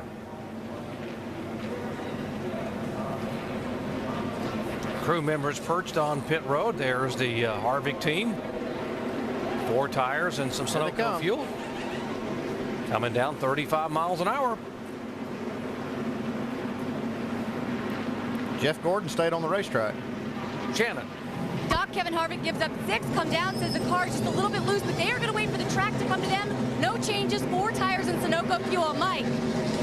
This is the best the 17 car has been all day. Matt Kenseth asking for no changes, just 4 tires and fuel on Kenseth's car. Jamie? Carl Edwards came in second. He has 1 spot to make up. They did right sides only. Felt like that was the safe decision to make. We'll see if it pays off for the 99. Dave? Greg Biffle pitted from 4th. He now leaves pit road with full of Sunoco fuel and 4 fresh tires. They made a slight air pressure adjustment, just sliding the nose a little and a little bit loose as well. There's the race off of pit road, and Jimmy Johnson stayed on the racetrack to become our 4th different leader here today. Back in a moment. Set sail in turns 1 and 2 as the green flag waves here at Dover, Delaware. Johnson and Ryan Newman staying on the racetrack. They have tires that are 44 laps older than the guys that just came on pit road a moment ago. Why would they stay out? Well, I don't know. That's just, to me, that's a big gamble for this 48 team, because there's going to be a point in this race where we go green a good section of the race, and this could be the time that could get this 48 car down if he has to come on pit road under green. Yeah, you think you don't want to be back in all of this. Maybe it's one reason that would be, but you're right. I think that's a huge gamble. Carl Edwards just got right side tires whenever he came in, so that's another little different strategy. But we got people on all types of different strategies here. It's going to really be interesting to see how this plays out. You know, some point in time, we usually get a pretty long green flag run, Andy, and that could jump up and bite a few people here. Looks like this could be if it strings out. These cautions have been coming when they're bunched up. They get strung out right here, the chances of having that caution are less and less. Jimmy Johnson is our leader. Ryan Newman is in 2nd spot. Dave Blaney, this is where he had his best run of the year. He's back in 3rd in the 22 car. And how about the 84 car of A.J. Allmendinger? He's sitting up there in 4th spot. And here comes Jeff Gordon behind him. Jeff Gordon in the 24 car trying to get this car dialed back in. He made wholesale changes with the rubber and adjustments on the car to get it where it would turn. Let's listen into his radio. It's an absolute joke back here. Oh, we're gonna be. Everybody is back there. So if it's good back there, he's gonna be really bad when he gets up front. It's not good back here. I can tell you that. No, I'm with you. That's what I mean. You watch everybody. It's just like a street fight back there. You got to have a little fun. Yeah.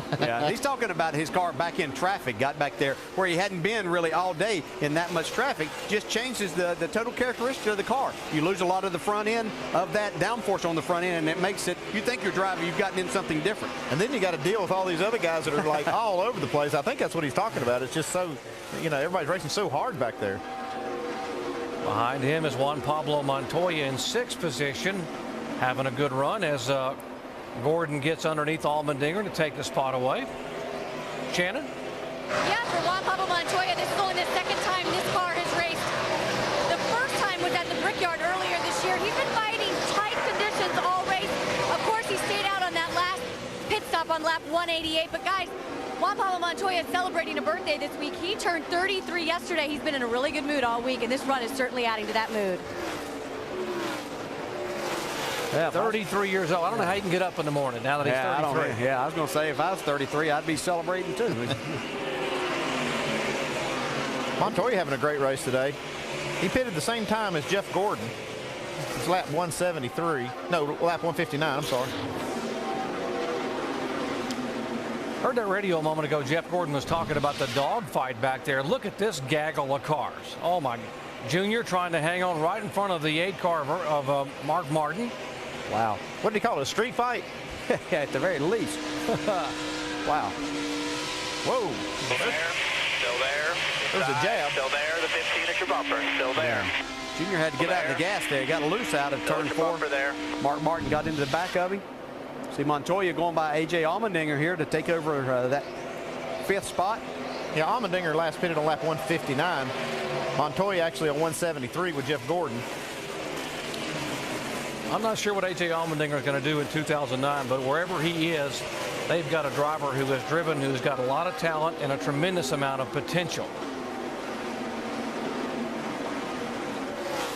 Gordon is in the 4th spot. Montoya 5th. Allmendinger 6th. David Rudiman continuing the resurgence of Michael Waltrip racing here the last 4 or 5 races. David coming off back-to-back top 10 finishes at Richmond, where it all began with a 9th place finish. They're having another solid day. David doing a good job of just taking what the racetrack will give him right now, what his car is good for, making adjustments on it. You can see him move in on the 84 of Allmendinger right here. Try to get another spot closer to the front. Everybody's got pretty much single file here now. So things have calmed down a little bit. You see the 2 tires with on Carl Edwards there. He's been able to stay in front of Matt Kenseth, who has 4 tires.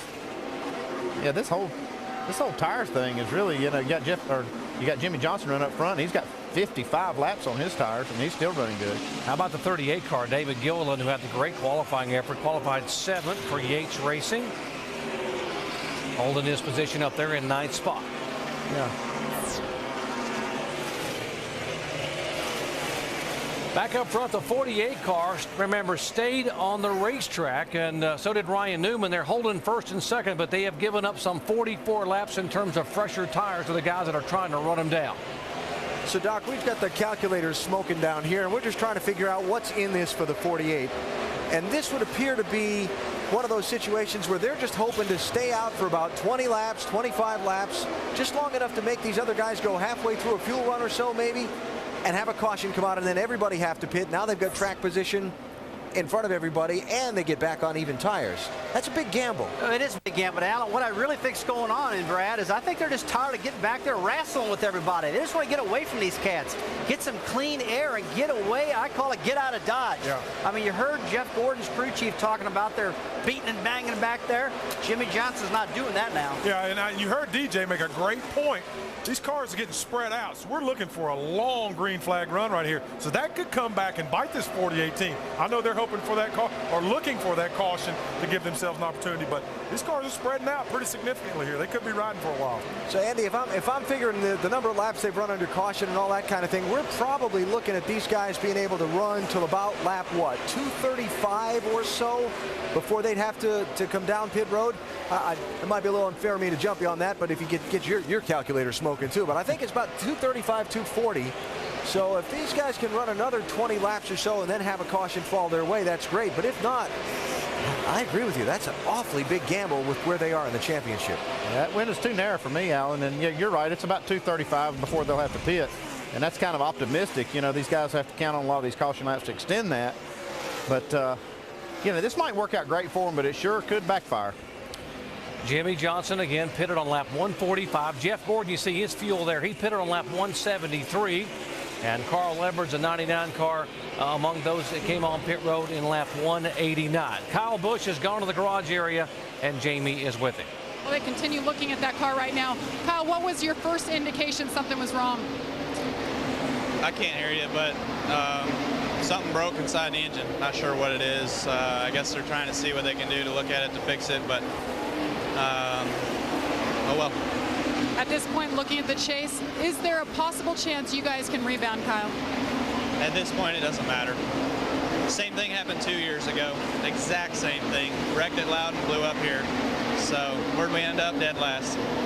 Kyle, they're still looking at your car, and they're optimistic you could get back out there. Do you think there's any chance? It doesn't mean there's no point really, because you get back out there and you're only going to make laps and be in everybody's way and possibly still finish 43rd. All right, guys, they told me it was something wrong with the valves. They're broken. They're trying to find out what else is broken if they could get back out there and salvage some laps. That could produce a 43rd place finish today, Jamie, backing up a 40th place finish or 34th place finish a week ago. And that would mean that Kyle Busch will be all the way at the bottom of the 12 chasers. Here are the top 6 right now. Jimmie Johnson, who came in as the co-leader. And there's the bottom 6. You see guys that are gaining spots. Earnhardt Jr. back 6th position, and Kyle Busch goes back from 8th to 12th position. Jimmie Johnson knows what it feels like to be successful at Dover, Delaware. He's a 3-time winner, including this race here back in 2005. Working lap 217 here at the Camping World RV 400 at Dover International Speedway. Jimmie Johnson is our leader. He is the 4th leader today. We've had 3 different lead changes, 8 cautions for 34 laps. We asked you earlier in the day, our AT&T Crew Chief Challenge, which past winner at Dover would get another win today? Would it be A, Jeff Gordon, B, Carl Edwards? It won't be C, Kyle Busch, although we asked you before he headed to the garage area, and D, Greg Biffle. How did you vote? Carl Edwards. Not a bad pick. And Gordon gets some love. Biffle gets some love. Carl Edwards is the last few laps been one of the fastest race cars on the track, so that might be a pretty good choice. Those that voted for Kyle Busch may have been at the refrigerator when that happened a moment ago. Oh boy, a little close one there with the 42 and 44. Sam Hornish, by the way, has gone to the garage area after having a couple incidents and losing some sheet metal. We've seen Jamie McMurray on and off the racetrack a few times. He's been out of the garage. He's not up to speed yet. He's back down pit road. Carl Edwards, a 99 car. That's Montoya, Edwards, and Rudeman you were watching a moment ago. And the 11 car, they're talking about the rear end grease leaking out of the back of Denny Hamlin's car. He gets passed by the 16 for 10th position. Yeah, there have been a few reports of some guys that were behind the 11 car that they're maybe getting some fluids on their windshield. Be interesting to see just how long that might last. Greg Biffle was just behind the 11 car, and I think he said something on his radio about it. Somebody's leaking oil on my window. Everybody's talking about debris right here. Just take it easy here. I'm looking. Talking about the 99 smoking out in front of you here. Just being careful. No pressure here, but just maintain. Can't be fun to sail this thing off in a corner, DJ, at 170 miles an hour with oil on your windshield. Man, I tell you how bad it gets. See Biffle fighting it right there, a little bit loose, but it does make it difficult, especially as you get the sun out here. Makes it awful difficult to see as you enter these corners, and especially as you get closer to these race cars and have to pass them. Dave? Yeah, good call on the loose. That is the condition of the car right now for Biffle. And, you know, it didn't solve the problem by getting around the 11, did it? That windshield is still covered with oil. Yeah, he'd love to be able to reach out there and pull one of those tear-offs off that windshield, but he can't do that. He'll have to wait for a pit stop to make it better for him. It just makes it difficult as you get around cars and you're trying to judge, and as you judge against them and like coming up against the walls. We see the 17 and just passing David Rudeman, who gets a little bit loose coming up out of turn 4 himself. Looks like a lot of these cars have gone to the loose side, Andy. Almost every time we show a car there, you see the back end stepping out. Jimmie Johnson is really hanging in there real well. I mean, he's leading the race on these tires that are a lot older than these guys. The only problem he has is his amount of fuel in his tank. What's going on with the 48, Mike? Well, you know, it's tough to really try to figure out what the strategy is all about. Alan talked about the gamble, but it might have been a gamble worth taking. Prior to that last round of pit stops, Jimmy was very unhappy with the car, saying it was absolutely horrible on short runs, a little bit better on long runs as he gained grip. They may have been experimenting to see exactly how this car reacted in clean air, but their time is running out. They just radioed together and said they will be stopping within the next 15 laps. Yeah, they're hoping they'll get a caution in these next 15 laps, or it's really going to cost him, because these other guys can run a good, 20, 25, 30 laps farther. We are being told that he should be on pit road within 10 laps. Now, Jimmie Johnson was a factor all during the 2007 season, but here in 2008, it's been all about the late season surge. We were onto the right things, I think, at the first Michigan race and building some strength. And now we have our stuff where we want it. We know what we need for a flat mile, banked mile, banked big track, flat big track. So we've just been putting it together over the course of the year, and now we're ready, and we're going to great racetracks for us. This has been a very good racetrack for Jimmie Johnson, 3-time winner here, leading now, but he's going to need some help from a yellow flag in the next 8 or 10 laps, or this could be a very costly maneuver, not coming on the pit road on lap 189 when the yellow is out and all the other leaders pitted. Back with more in just a moment. 3 of the NASCAR Sprint Cup Series at Dover, presented by Principal Financial Group. For you Jimmie Johnson fans, it is now or never. He's going to need the caution flag in the next couple laps because they have tires on the wall and are getting ready to bring him down pit road. There's the Lowe's crew. Chad Canals' bunch getting ready to bring him in for what should be their next stop. Do you go 2 tires or 4 tires, guys? I'm going 4. DJ said the possibility maybe to get 2 to try to save a little time, but I'm not sure that's a good move right here. Now, I think as long as they've run as many laps as they have on those left sides, I think that would be a mistake now, too. I think, what Carl Edwards has done getting his 2, as you see, he's called Jeff Gordon for that 3rd spot. When they did it under that caution, I think maybe it's obviously working out for him. His car is very good, but I think under green flag conditions, we'll see everybody get 4. Yeah, for sure. It looks like this 2-tire thing works. And later in the race, I'm sure a lot of people took note of this in this 99 car and what they've done, because he's on the move. Yeah, and you have to be careful because it might look like it's working great, but I think he's just got a great race car, so it might not work on your car if you're struggling at all. Edwards takes a 3rd spot away from Gordon. When you got a good race car, it doesn't matter how many tires you put on it. That's usually the case, yeah. Dave? Just to back up DJ's point, the 99 is very good. The 24 says himself, I'm not very good right now. So you have to be careful how you judge that. The 24 right now complaining, very edgy up off, just not very good. And that's a quote from driver 24. 17 car going by the 22 car for position.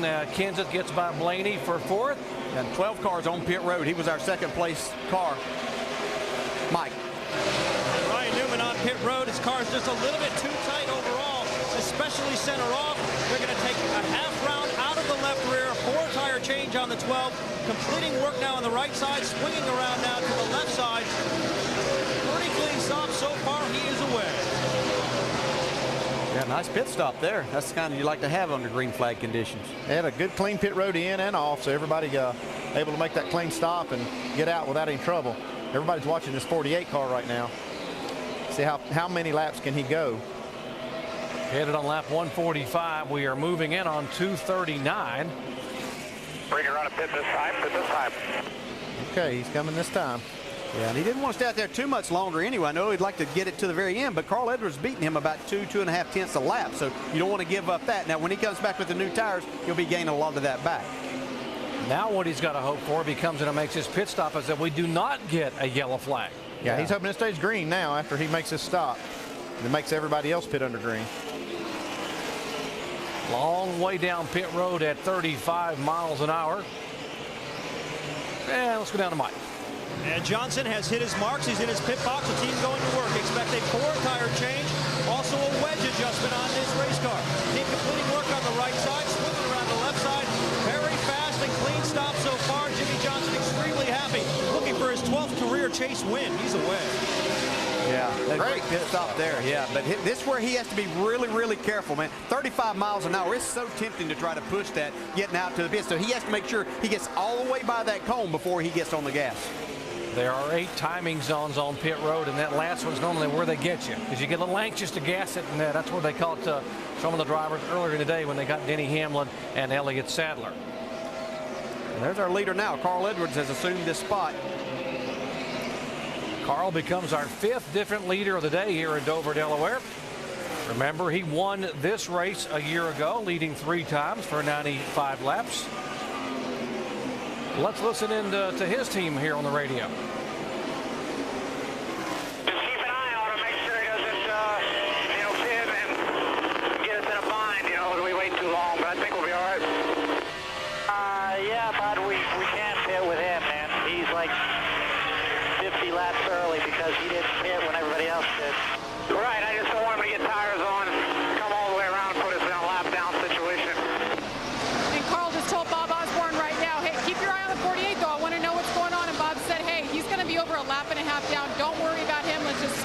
focus. And just a reminder, what got him track position earlier, guys, that last pit stop for Carl Edwards, they took right sides only, and they have been killing it in the pits all day with this pit crew.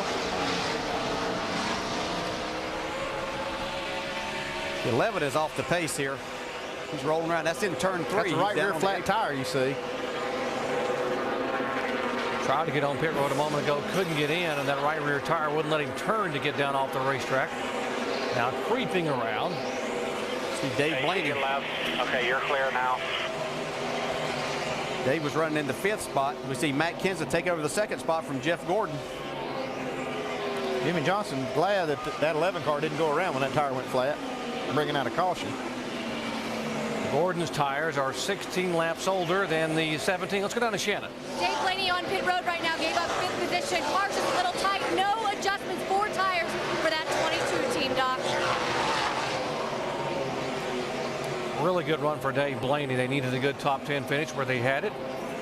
The 11 car's got more problems than just a flat tire. He has no power. He's going to the garage area right now. That's the 2nd Gibbs car that's pulled in the garage area today. 16 car moving in on Jeff Gordon, Biffle, and Gordon. That is for 3rd position.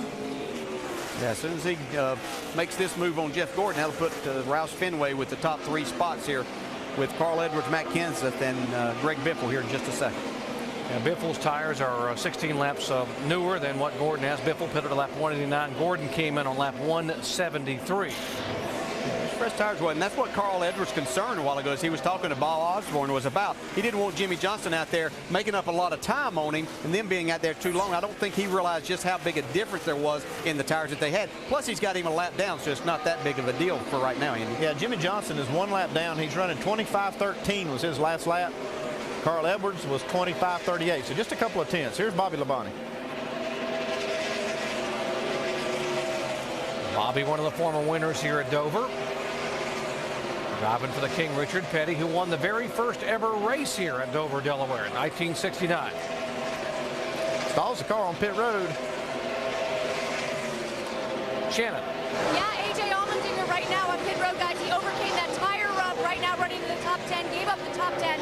The team told me that they should have an announcement sometime next week for where A.J. Allmendinger is going to be next year as they go to work on that car, guys. 4 tires for A.J. Allmendinger. Allmendinger coming out. Regan Smith, our leading Rookie of the Year contender, is headed to the garage area, the 0-1 car.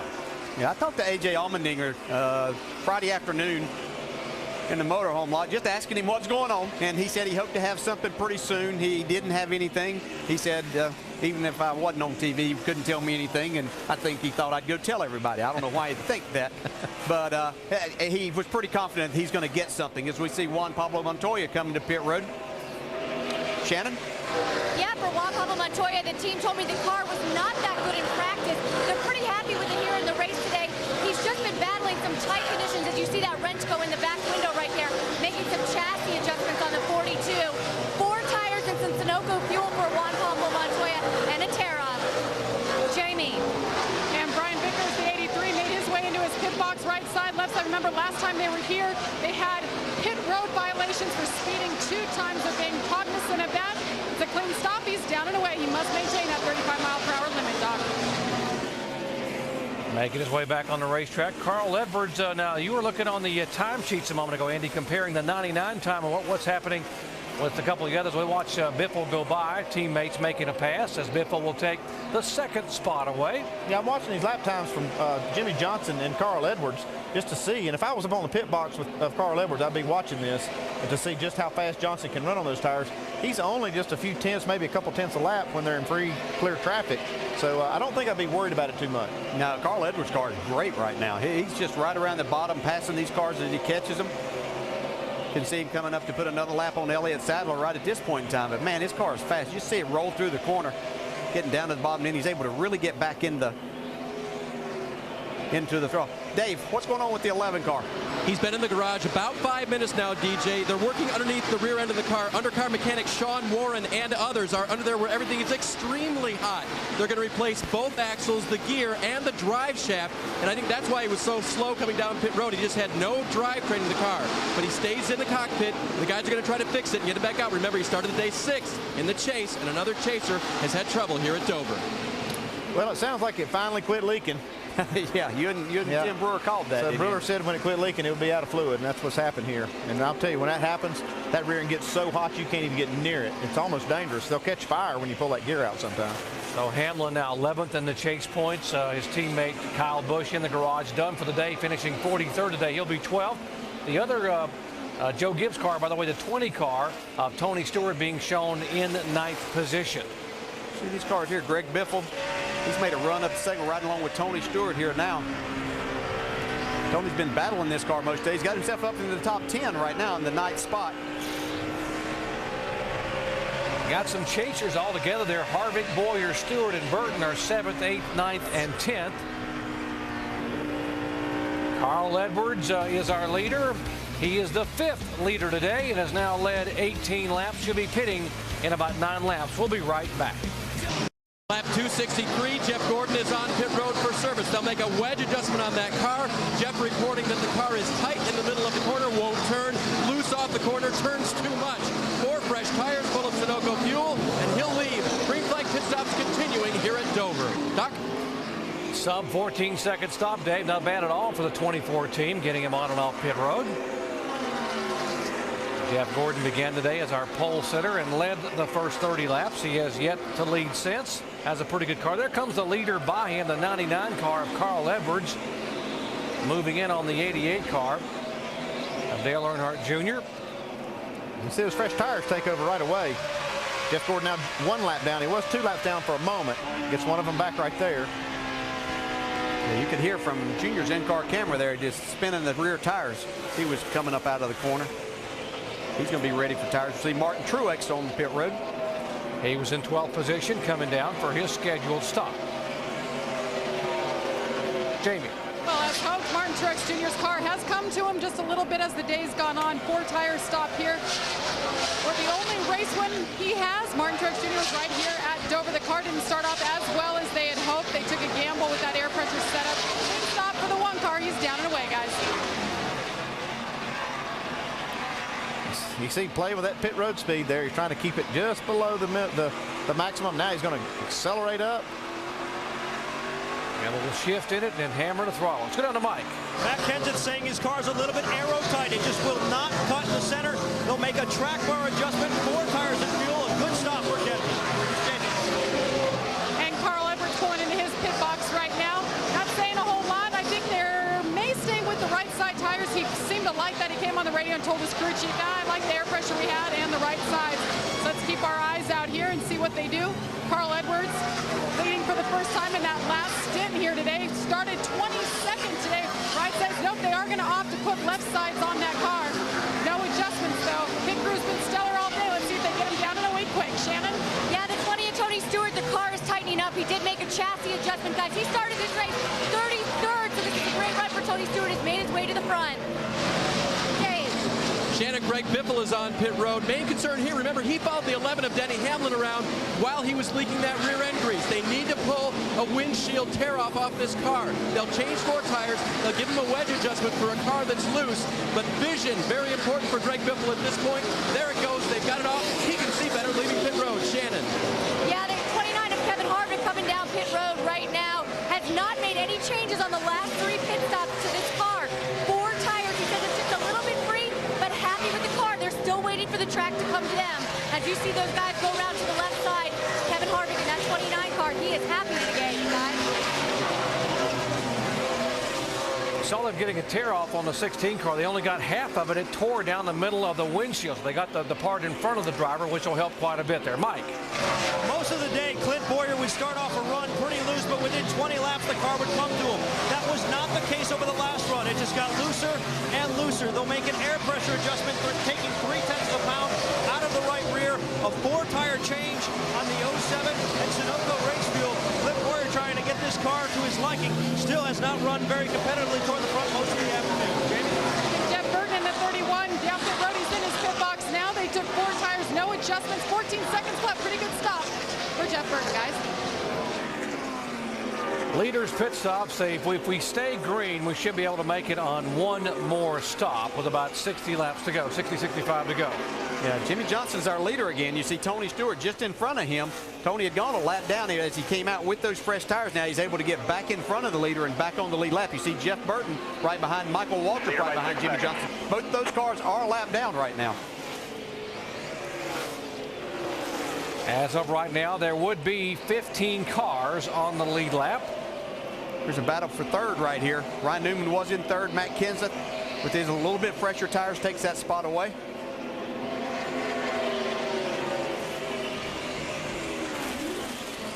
Some significant pit differentials with some of these guys and pit strategy involved. Rusty? Well, I tell you what, guys, Jimmy Johnson just ran the last lap of a 25.53, which is pretty slow at the moment compared to some of the guys just came out at 24.80. So those guys who just pitted are really outrunning them right now. Really, they only had about 28 laps on them, Alan, when he pitted. Johnson was behind 28 laps, so it's going to be interesting to see what happens, differential on these pits and these times. Yeah, when Jimmy came back out and Carl Edwards was leading, Jimmy was knocking cars off left and right and almost got himself in position to get the free pass should a caution have come out. Now the thing is turned around the other way. They've run through the cycle of stops, but probably for the next 15 laps, Edwards is going to be much faster than Jimmy. He's already knocked, since Edwards came off pit road with fresh tires, 2 seconds out of Johnson's lead. Brad, one thing I was concerned about, you heard Carl Edwards come across the radio and say, don't hold me out here too long.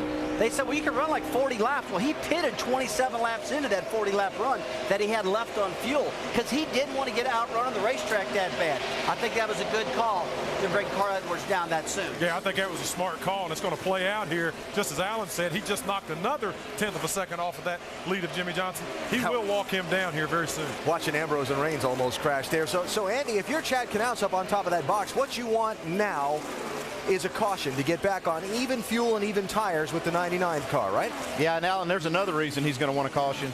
99 of Carl Edwards and these other guys can make it on one more stop. I'm not so sure that 48 can do that. They'll have to go a long way to make it on one more stop. So not only is he slower right now, when he came back out with his fresh tires, he was only 2/10 of a second a lap faster than the 99. Now that he doesn't, the 99 has fresh tires. Carl Edwards last time by was almost a half a second faster than 48. So the longer they run, the more time on the racetrack Jimmy Johnson's going to lose, on top of which he needs some help in the fuel mileage category.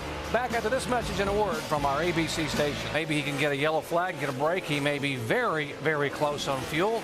Most of the other leaders can make it on one stop, and a lot of people believe he cannot. 44, David Rudiman had made his pit stop. There's a 29 behind him of Kevin Harvick. Harvick's being shown in 10th position behind Rudiman. Yeah, David got held up there a little bit by the 26 and the 7. See Harvick right behind there, trying to make his way up there. So far, another top 10 run. He's in the 10th spot. And speaking of Kevin Harvick. And he would gain 4 spots in the chase right now. He's 6th in the point standings by virtue of some of the guys having troubles. The 18 in the garage area will finish 40-30. 11 car, by the way, Denny Hamlin back on the racetrack after changing that rear end. He would lose. He's now showing 37 laps down. Yeah, actually everybody, 42 cars are out there right now. The only one that's off is Kyle Busch. Shannon, how about Kevin Harvick's day? Well, Kevin Harvick right now is seeing that the car is getting a little bit loose on him. But you know, guys, I am not surprised that Kevin Harvick made his way up into the top 10. He started 24th. I spoke with his crew chief, Todd Barrier, this morning. He said this car is our workhorse. This car, with the exception of the accident that it got in at Indy, has finished in the top 10 every time we've had it on the racetrack. He told me he felt really good about this run here today. Kevin Harvick just continues to pedal. We talk about he has had quite a comeback. 8 top 10 finishes in the last 9 races. But even coming into the chase, everyone knew he was going to be one of the underdogs, and we asked him about that. I love playing the underdog role, and it's fun to come in that role and before you know it, people don't even see you coming, and hopefully if we can capitalize on that situation, I think that will give us good momentum headed to the end of the year. All about momentum here in the chase, and certainly he has gotten it now. The 8 car being able to make a move and take the 5th spot away from Jeff Gordon. Those 2 guys there know their way around this racetrack for sure. They will be teammates, by the way, in 2009 as Mark Martin goes over to Hendrick Motorsports to get one more shot at winning a championship. And how about that? Mark Martin could become the first 50-year-old NASCAR champion. He will be 50 next year, going to run full bore with Hendrick Motorsports for the title. Yeah, I'm sure Mark would tell us, all right, let's hold on. We have a caution on the racetrack. There's the caution Jimmy Johnson needed. Now, perfect. And we're talking about these other guys that are having good runs and everything and where they've moved in the points and everything. The problem is the top 2 guys are the 2 guys that are first and second on the racetrack, too. So they're hard to make up ground on them then, isn't it? Hard to make up ground. But this was perfect for Jimmy Johnson. Everybody's going to come now, and they're going to have to make one more pit stop after this. So their strategy eventually paid off. It took a long time to get there, but Chad Knaus looks like a genius one more time. He's just doing a great job. He may be. I'm not he saying is. that He's doing a great job. We're going to do 4 tires, get her full of fuel. We're going to have a clear pit out, clear pit in also. Caution number 9 on the day. Chad Knaus and crew talking about what they're going to be able to do here with Jimmy. Let's go down to Dave. And Doc, the crews have been given what they call the extra man here on pit road. It's an extra man to go over the wall and just take care of the windshield and maybe give the driver a drink. And that's a good thing for Biffle because this is all they got off of that tear-off. And as you can see, there wasn't much in the way of vision coming through this. Now, the one advantage that Biffle has is that it came off the left side, and these drivers look left going into the corner, so he had some advantage there, but they wanted to get the whole thing off last time. This time, they'll have a person out there to either tear it off or wipe the windshield, the extra man. So they got part of it off anyway, so he can look out of his left eye. Okay, pit road's open. These guys are coming down. Here comes Jimmy Johnson, Greg Biffle. Again, as DJ said, they'll have to make one more stop. This one pretty critical. Yeah, we've seen how important getting out front and that clean areas makes a big difference, making these pit stops. Mike? And Jimmy Johnson said he was pretty good at the beginning of that run, but got tight toward the end. They're going to make a track bar adjustment, a 4-tire change in fuel on Johnson's car, just trying to free him up just a little bit. Otherwise, he was pretty good. Jamie? Carl Edwards said he was a bit loose. He said if we tighten it up, I can be a lot faster. They're going to fill it up with Sunoco fuel. Going to make one round of a wedge adjustment on that left side just to tighten it up in 4 tires. Dave? Jamie, they got the rest of the tear-off off. There are only 4 tires to change on this car. They've done it. No changes to the chassis, no air pressure adjustment. Greg likes the handling, and now he can see. Drag race off of pit road, and remember how important it is to get off of pit road. Jimmy Johnson able to get down pit road. Great work by the 48 team. Carl Edwards, Biffle up a spot. Kenseth loses 1. Dave Blaney up 2. Watch the 48 just edging the 99 as they're exiting the pits here, and then comes the 16 car. Remember when Kenseth got off of pit road, he's able to stay out there for 122 consecutive laps. Can Jimmy Johnson now hang on?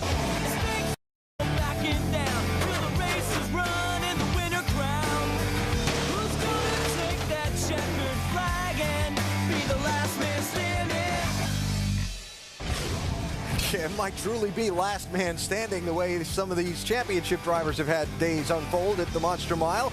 But for the 2 guys who came into the race tied for the point lead, they just about came off pit road tied for the race lead. Man, I tell you what, they were side by side coming out of pit road for the first time all day long now. They're side by side, and 48 car Jimmy Johnson qualified 20th. Carl Edwards was 22nd. Now they're side by side, Brad, finally. Yeah, we're going to get to see these guys duke it out. We got the 2 strongest hot rods, we believe, up front with old Biff laying back there in the cut. We're getting ready to go heat racing for 100 laps and see who the king of the hill is, baby. Equal tires, equal fuel for the front 3. And I tell you what, Alan, it's going to be a shootout right now. Now we can finally see who is the strongest cat out there. Yeah, the interesting thing for probably about, what, the last 45 minutes to an hour, We've been sitting here talking about strategy and what different teams were thinking while they were on their different schedules and that kind of thing. Now the caution, which by the way was for debris in turn 3, which we did see the safety truck go out and pick up. Now this caution has brought that all back together, and now we talk about straight up racing. Yeah, you're exactly right. We got a little over 100 laps to go. It's been a long day here at Dover. Now we're getting ready to get down to it. Go to the fridge, get your cold drink, get you a pack of nabs, because the racing is getting ready to just now get started. Brad, I tell you what, that was some scary strategy at the 48 car. Jimmy Johnson pulled earlier, you know, staying out, getting himself lapped down, out of sequence, and finally this thing shook itself out. Chad Knaus looks pretty smart now. Dale Jarrett called it. He said it could be a long green flag run, and I'll be darned if we didn't have a nice, long green flag run. It's all played out, though, and worked right into the hands of the 48 crew. That was my point. Might have been scary strategy. It worked. Doc, he's got the best track position he could have right now, Jimmy Johnson does. He does indeed. And remember, they came in here tied in the point standings. Carl Edwards, for the first time in his career, atop the standings, actually tied with Jimmy Johnson. And right now, Carl is back by 15 points. Greg Biffle right there, and you see where they're restarting from. How about that? First, second, and third in the points, starting first, second, and third. And boy, I tell you, it's been that kind of day. The monster has been mean. And who is going to be the last driver running, much less the last man standing? Let's listen into Jimmy's radio. Make sure you get something to drink. Look at everything in there, make sure everything's feeling good. Get a piece of candy there. Got just over 100 laps to go still. All's good in here. Back up one battery. Just want to make sure the driver's good and fresh and ready to go here for this restart. Yeah, this is going to be fun. We got 100 laps to go. And let's give a call out to a couple of guys that hung on to the lead lap there.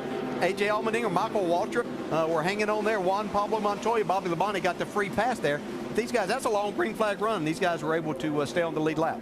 17 cars on the lead lap. Pace truck getting ready to pull away. So why don't we listen in to the spotters as we go full throttle. Pace truck's going. All right, pace car down. You got it.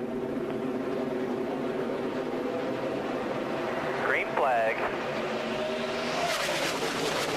Still there inside. Still there. Still there barely. Inside. Clear, clear. Clear. Too wide behind you. Good job. Still there. Clear low. Clear. Clear. Clear by one.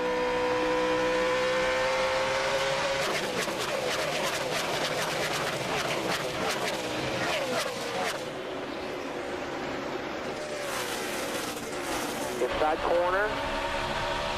Clear all around. Clear all around.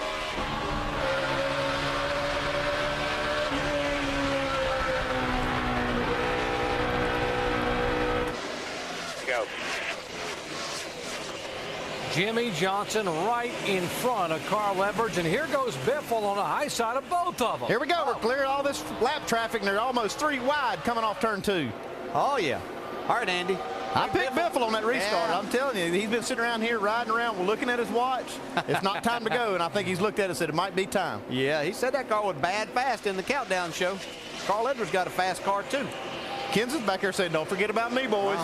And remember, Rusty Wallace said, finally, these guys all are on an even playing field. 4 tires, fresh tires, and get what you can get. Yeah, Jimmy Johnson sitting there saying, these Roush cars are ganged up on me here. What am I going to do? Speaking of ganging up, look here. They're everywhere. Inside, outside, and in my mirror. 3 wide. Oh, wow. Biffle takes the lead. I told you, you've been watching. He's been looking at that wristwatch. That's good stuff there. It's time to go. There have been 9 leaders, 12 different lead changes, and right now Matt Kenseth has led the most laps. It doesn't get any better than that, guys. I tell you what, Biffle, we've known how much talent he had, but he's become a little bit of a fox here, laying back on these guys. You heard him say last week that he held back a little bit. Now he's waited to the last 100 laps and going to set sail, it looks like. He's going to get that horse's head right here. He's going on, strolling off that corner. Mark Martin deciding, I want to get up there and play in this party.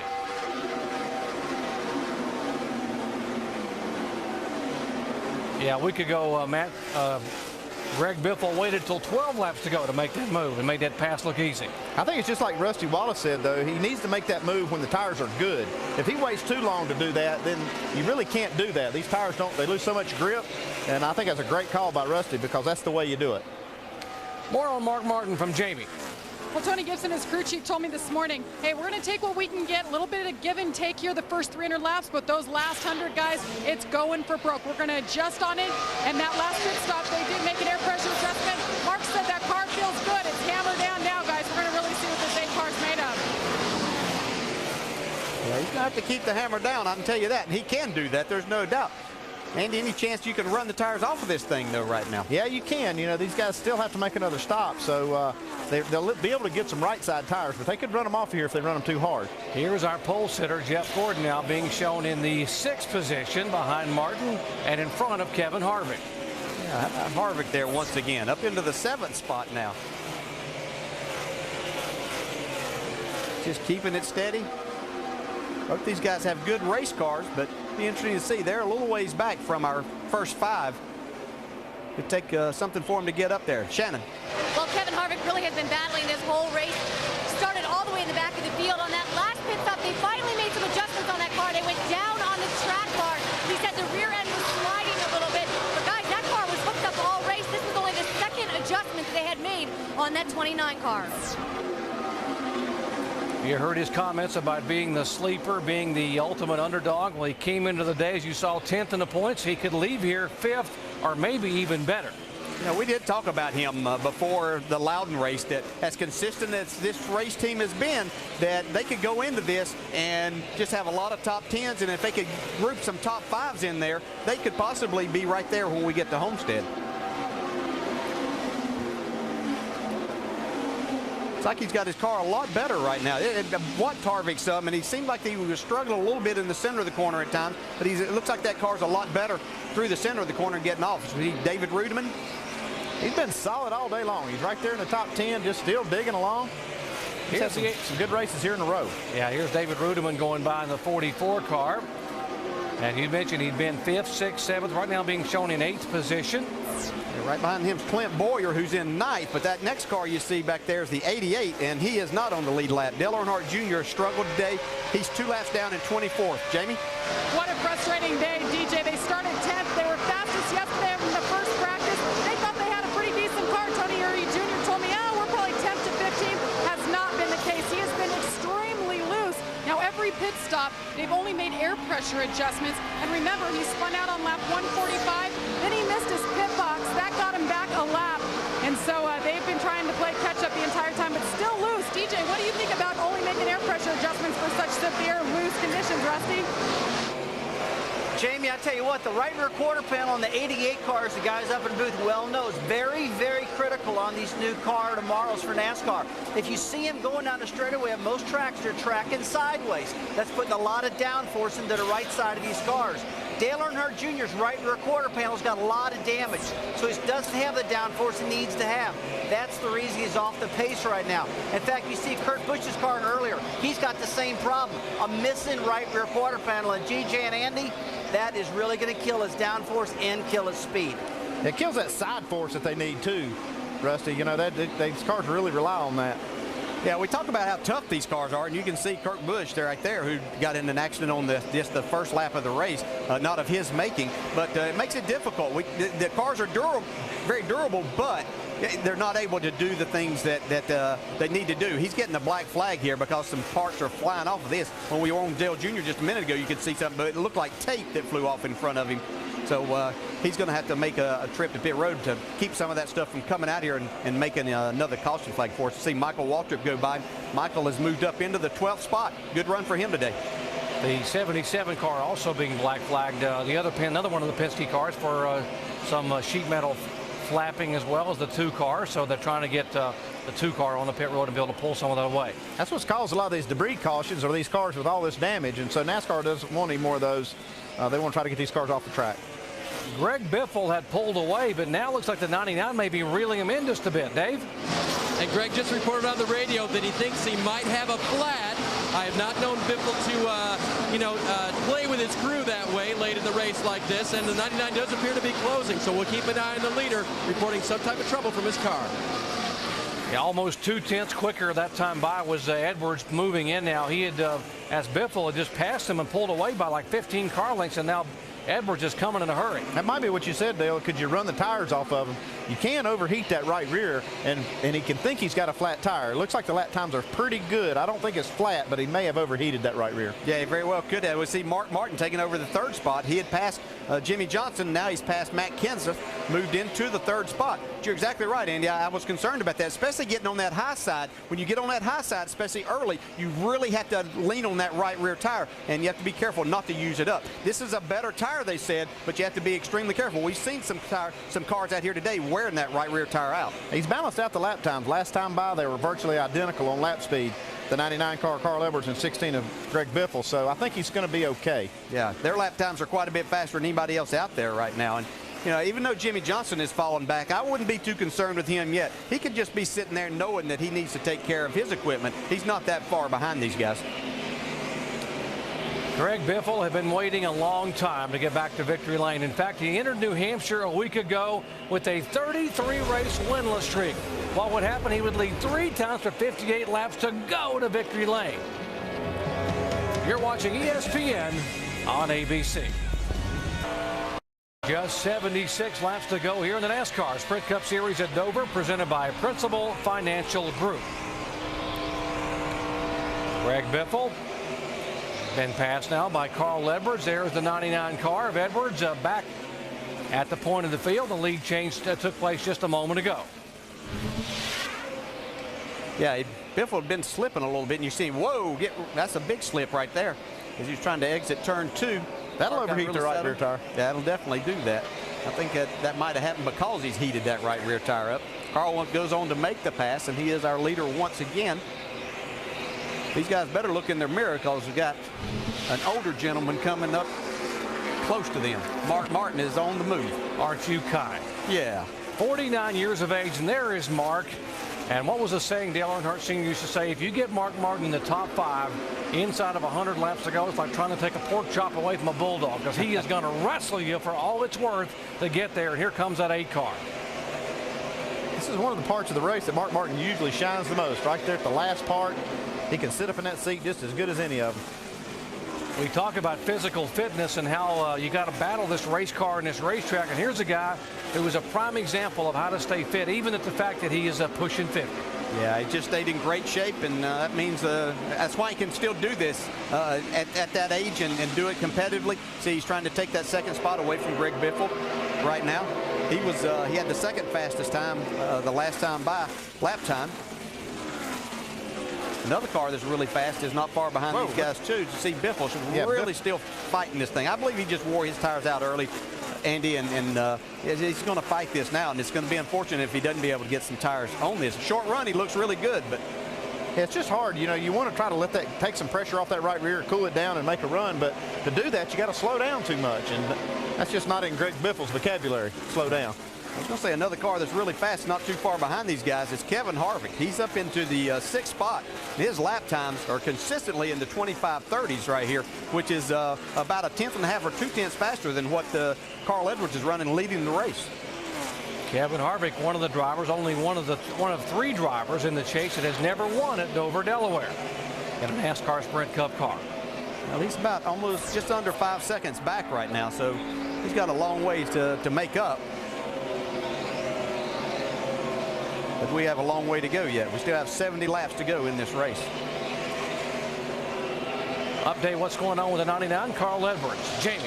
I'll tell you, Doc, this 99 team's sitting on all cylinders. Bob Osborne is being a psychologist with Carl Edwards. When Greg Biffle passed him a little while ago, he came on the radio. Bob said, hey, listen, just sit back there, race the track. Don't overdrive the corner. Remember, he'll come back to you. He's done it all day. Don't panic. And he did it. Carl Edwards was able to get by him and take advantage. Right now, he's saying the car is a bit loose. They need to tighten it up a little bit more on the next stop. Now, Mark Martin in the 8 car. Tony Gibson, his crew chief, told me in practice yesterday, they actually practiced putting some air pressure adjustments and got feedback from Mark how it would react and use that on the car. That's exactly what they've done today. They tried an air pressure adjustment yesterday. They just made it on that last stop. That car has come to life, guys, as he sits 2nd. Dave?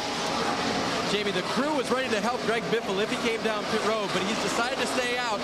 Now basically commenting that the car is very loose as his teammate Matt Kenseth comes upon him now. Remember what Greg Biffle told us when he was in our pit studio for the Countdown show earlier today.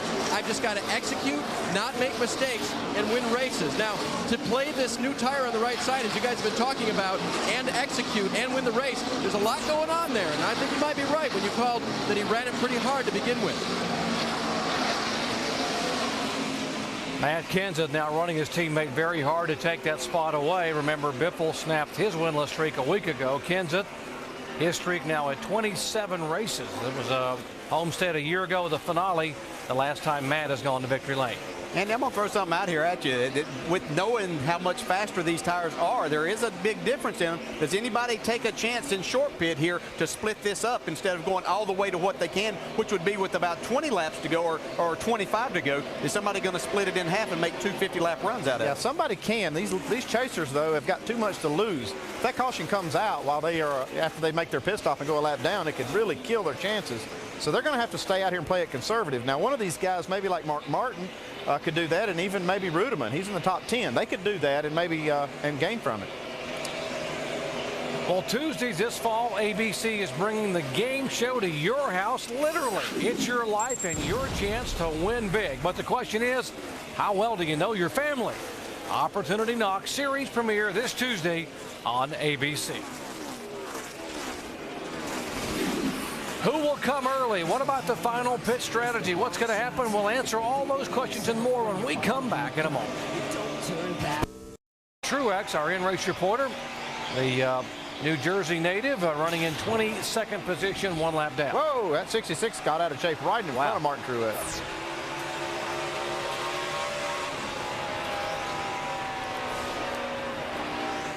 Back up front, the 99 car is quick, but there is somebody even quicker. Mark Martin's been stalking Carl Edwards, but they're trying to work all this traffic. And some of these guys can't tell which way they're going. Yeah, it makes it interesting, but as we've said before, it makes it more difficult if you're the leader trying to get to these guys first. And, you know, most of these cars are more than one lap down, but these guys that he may be catching that aren't, give him a little bit more of a problem. So that allows Mark to catch up just a little bit. You saw there's been 84 races since Mark Martin's won a race, but I'll guarantee you, he hasn't forgotten what it feels like. He wants this one bad. He does. If you can see Carl Edwards right there slip just a little bit. You can see the back end of his car wiggle just a little bit, but we say that a lot about Carl, and he goes on and wins the race. Here's the 17 car. We told you it hasn't been as long, only 27 races on his winless streak. Mike. And Doc, there were times today when that car was the class of the field. He's led 122 laps, but right now the car going away a little bit loose on entry and loose on exit. They made significant wedge and air pressure adjustments last time down to loosen them up, but they went too far. In his words, he says, "We've killed it." Well, he's running third. I don't know how much they've killed. He might have talked about his chances to win the race. They might have taken that away at this point in time.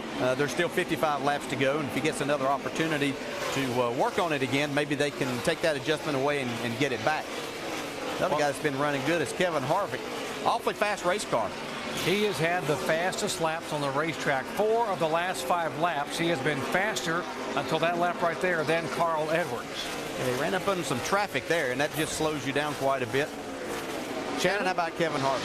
Well, Dale, Doc, you guys were talking about his consecutive top 10, 7 consecutive top 10. Right now, Kevin Harvick is running 6th, and I can tell you that top 5 is where they want to be. Todd Barrier told me, we're doing well. We've had this consecutive run. We love being in the top 10, but if we want to win a race, if we want to win this championship, we have got to start getting top 5. We've got to start leading laps, and we must win a race. 8 consecutive top 10 finishes for that 29 car and Kevin Harvick. Just getting better and better. You talk about peaking at the right time. Momentum coming their way here in the chase. There's a 0-7, his teammate, Clint Bowyer. And Clint's had a pretty steady race. He really hasn't been that flashy, but he's had a pretty steady event. Here he is in the top 10. That's one thing that this team does well. They are really solid in getting top 10 finishes. And we heard him talking last week that coming here was a track that they needed to improve on, and it looks like they've done that quite a bit. Again, he hasn't been flashy today, just as you said, but he's been solid right there in the top 10 all day long. Jeff Gordon, likewise, we talked about the fan favorite on the front row. His 4th career pole at a track where he has won 4 times. It has been a while since Jeff Gordon has gone to victory lane. 32 races. He has won a race, at least one race a year, every year since 1994. 14 consecutive years, but not thus far in 2008. And boy, you talk about hungry. He really wants to win one. Yeah, he does that, and they've worked on this car all day long. They just can't get it exactly right for Jeff. You can see the back end stepping out a little bit. Seems like they've been fighting a little bit tight in the center and then loose off as we have caution on the racetrack. 42. Juan Pablo has hit the wall, I believe. You see sparks coming out of it. He's got in the fence. Looks like a right front tire may have gone down on this car. 50 laps to go, and then they will all come on and cut this 100-lap run in half. There is the damage on the right side of the Dodge. Yeah, he's done for a while. Yeah, that's a shame. He was having a good run. He was still on the lead lap until he had that problem there and got into the wall. Just the right sides, guys. Right sides. Let's get the fender out on the right front there, okay, Trev? Get the right side off, okay? I would say this is going to help Greg Biffle because he was the one that had a fast car and kind of just abused his tires. He's got a relatively short run here to the finish, so it might play in his hands a little bit. A half a lap ago, Biffle had his hands full just hanging on to that car. You talk about that's where these guys earn their money down when the car goes away. Do you take 2? Do you get 4? What do you do? Well, Carl Edwards' car worked awful good on 2 tires earlier, so it'd be interesting to see. I've got a feeling that they might opt for 2 tires here, and I think a lot of guys might. Yeah. 4 tires, and we'll pass anybody that gets 2. You know what I mean? Well, yeah, we'll see. Carl wants 4. We'll see what he gets. He's going to pass anybody that gets 2. And he knows best. He was the one sitting in the seat. As you mentioned, DJ, he's got a great race car, so those 2 tires look really good on his car. Yeah, and his pit crew's been good, so yeah, pretty good option there, I think. It's still 49 laps to go, so 4 tires might not be the bad plan, but you might see somebody get 2 right here. Here they come. Money stop, and the chase is on. Let's go down to pit road, Mike. Yeah, Matt Kenseth looking for a little bit more traction off, but doesn't want to hurt the middle. He says that last run, the car was completely out of control. The right rear just skipping across the racetrack. They're going to make a track bar adjustment and put the tires back to the pressures where Matt liked them earlier in the race. Jamie? And once again for Mark Martin, the 8 car, 4 tires, no adjustments on that car. He was thrilled with it last time. Carl Edwards on the bottom of the screen. They took right sides only. They opted for 2 tires. It worked earlier. Dave? So loose he could hardly drive it. That's what cost Greg Biffle the lead. They don't think they had a flat tire. 4 tires, a wedge adjustment to try to get that car tightened up a little bit. Race off of pit road. Biffle gains a spot. Kenseth by will lose a position on pit road. Newman up 8 spots. Boyer back 2. I guess the crew chief won out on that decision there, huh? Because we heard Carl Edwards say he wanted 4. He'd pass anybody that got 2. He ended up with 2 tires. Well, his car really was fast early in the race on 2 tires. I'm sure that's what they were looking at. If they told him he was going to get 2, he could take off when he wanted to. So. I had Earnhardt do that to me one time. He came in and get 2 tires. He said, I'm sitting here till I get 4. In other words, we'll see how this works. If it works like last time, we'll have no worries. Yeah, 10-4. He says, yeah, I've almost got to get this done. Yeah, everybody behind him's got 4, except for, I believe, Ryan Newman took on 2. So after what's been a long afternoon of racing, a very difficult one for some drivers, we come down to the final moments of today's NASCAR Sprint Cup Series event in Dover, a day that will have a significant impact on the championship and a day in which we still have a lot to be decided as Carl Edwards' team plays a little strategy on this final pit stop. Throughout the race, we've seen people like Kyle Busch go to the garage with engine problems, Denny Hamlin in and out of the garage with mechanical troubles, Dale Earnhardt Jr. a flat tire, so all of those drivers losing significant ground in the championship today. Meanwhile, Carl Edwards and Jimmy Johnson, who started the day tied for the point lead, and Greg Biffle, last week's winner at New Hampshire, who was 3rd in points starting the day, are the top 3 drivers on the racetrack. Are 3 of the top 5 drivers on the racetrack as we get set to go back racing for what will be a final 47-lap sprint to the finish. Let's check in some of the front runners' pits. Jamie? Well, Carl Edwards, they opted to take 2. How you feeling right now, Bob? You know, we did it earlier with the only one on pit road to do it, so it's kind of nerve-wracking a little bit, but it ran well the first time. We'll see how it holds off the boys. If not, you know, we'll do with what we got, I guess. He's saying it was like a switch. His car got really loose. Are you guys concerned about that at all? Well, we tightened up a little bit on this pit stop here for that, but yeah, it was a little odd. It got real loose on us. So. We'll see if that decision works, Mike. Matt Kenseth a little bit unhappy over the course of the last run, but you just made some more adjustments. How close do you think you've gotten the car to where it was at the beginning of the race, Chip? Well, over the course of the race, it was tightening up as we were trying to free him up to get it to roll the middle faster for him. Went a little too far on that last stop, so hopefully this will be back the way he likes it. Do you feel like you have anything for the leaders right now? I'm sure we do. Matt's driving the car. Dave?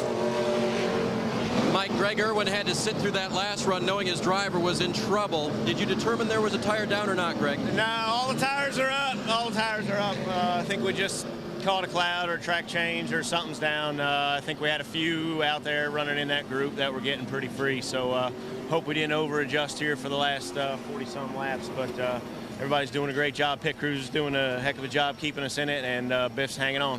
And he's hanging on to a car that hopefully doesn't turn quite as bad as it used to. Shannon? Yeah, down here with Chad Knaus right now, you guys had some great strategy earlier in the race. Do you have anything for those 3 cars in front of you right now? I don't have a word what you said, to be honest with you. I'm sorry, but you know, the team's been doing a really good job today. We've had great pit stops. We're just off a little bit. The Roush cars seem to be a little bit better than what we are. You know, that happens from time to time. They got something figured out here for sure, even since the last time we were here. But Lowe's Chevrolet's running great. You know, we'll see what happens. All right, thanks, Chad. 4 tires for most of the leaders with the exception of Carl Edwards. The air pressures going back where they were when the 17 was a dominant car at the midpoint of the race. There's the 44 car, and misfortunes in the pits for him. He was pitting out of the box and they held him a lap. And what a killer for David Rudiman, who had driven so well all day long. That's just a terrible thing to happen this late in the race after working so hard to get in position. But the rule is if you pit out of the box, it is a 1-lap penalty. 5 car did get the free pass. He'd been hanging right there. Good effort by Casey Mears to stay right there as the first car lap down, and he gets the benefit of getting now back on the lead lap. Edwards has 2 tires fresh. The 8 car of Mark Martin has 4 fresh tires, and there's a lot of people who believe that when you put 4 tires on an 8 car with Mark Martin, he is the guy to beat. The one problem he's going to have, though, is Greg Biffle's got 4 also, and he's been fast on these restarts. And Carl Edwards didn't seem totally thrilled that he only had 2 tires there, so it'll be interesting to watch. Bob Osborne hoping his driver 99 can hang on because he made the call to put 2 instead of 4 on. Let's see if he can hold off the 8 and the 16. Well, we know that they tightened Greg Biffle's car up just a little bit. That should help him too here if they didn't get him too tight in the center of the corner. Mark Martin put a lot of pressure on Carl Edwards here. He's stalking him right now. He knows that this is the time, just as we talked about earlier, this is the time to do it. We see Matt Kenseth try to go around Greg Biffle. Kenseth, remember, he asked to have the air pressures put back to where they were when his car was so good in the early part of the race, and he led 122 consecutive laps. He loses a spot here now. I don't know if that's going to hurt him. You know, hurts him obviously in the short run. Maybe it'll come around here in the next 10 or 15 laps. Carl Edwards with those 2 tires is getting away from Mark Martin right there. Matt Kenseth's taking over the 2nd spot. Kenseth just blew by Mark Martin there in the turn, entering turn 1. Mark Martin had to have a problem. I wasn't looking right at that as they came up, but he came off of turn 4, and Matt Kenseth was 5 car lengths behind and passed him before they got to turn 1. See Jimmy Johnson, the left side of your screen, moving in behind the 16 car. He's trying to get up there and join the fray. Whatever it was with Mark was just a momentary thing. It looks like he's fine now. But he sure lost a lot of ground to Carl Edwards and Matt Kenseth. Yeah, you can see him off each corner there. It looks like the back end of that car is kicking out just a little bit. Mark might have gotten loose there and be something that may come to him and benefit him in even though we've only got about 40 laps to go here. 6 of the top 7 cars here with 40 laps to go are chase contenders. The only one who is not in the chase is that 8 car of Mark Martin. Kevin Harvick in the 29 car continuing his top 10 run. He's in 6th right now overall. Yeah, he's having a good day once again. His teammate Jeff Burton's back in 10th. Matter of fact, all 3 of the RCR cars were in the top 10. Harvick is 6th. Jeff Gordon is 7th. Boyer, by the way, is back in 9th, and Jeff Burton is 10th. Biffle trying to get back underneath the 8 car to take the spot away. That will be 3rd position, and he does it. I don't think this set of tires to Mark Martin's liking right now. It's affected his car in some way. His problem is going to be that he's going to lose too much distance to the lead and no more time than we have, which is less than 40 laps to go right now. Matt Kenseth continues to close in on Carl Edwards, though. See Jimmy Johnson closing in there, and here's Matt Kenseth. He has 4 fresh tires, and he was the fastest car earlier in this race. Matt Kenseth has not had the best luck here in the September races the last 2 years. 2 years ago, he came here and led 215 laps, only to run out of gas with 5 laps to go while leading.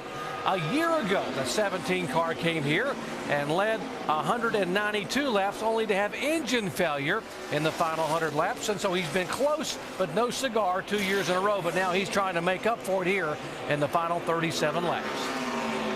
Carl Edwards is going to give it everything he's got, but Matt Kenseth has got a strong car, 4 tires. He's going to be hard to hold off. By the way, Matt will get the most laps led here in this race for the 3rd consecutive year. Yeah, Michael Waltrip and Dave Blaney and Tony Stewart, as we see here, they almost had an accident a while ago. Michael Waltrip all the way to the wall down in turns 1 and 2 just a minute ago. You see he's back to the bottom now, but here's what happened just a couple of laps ago.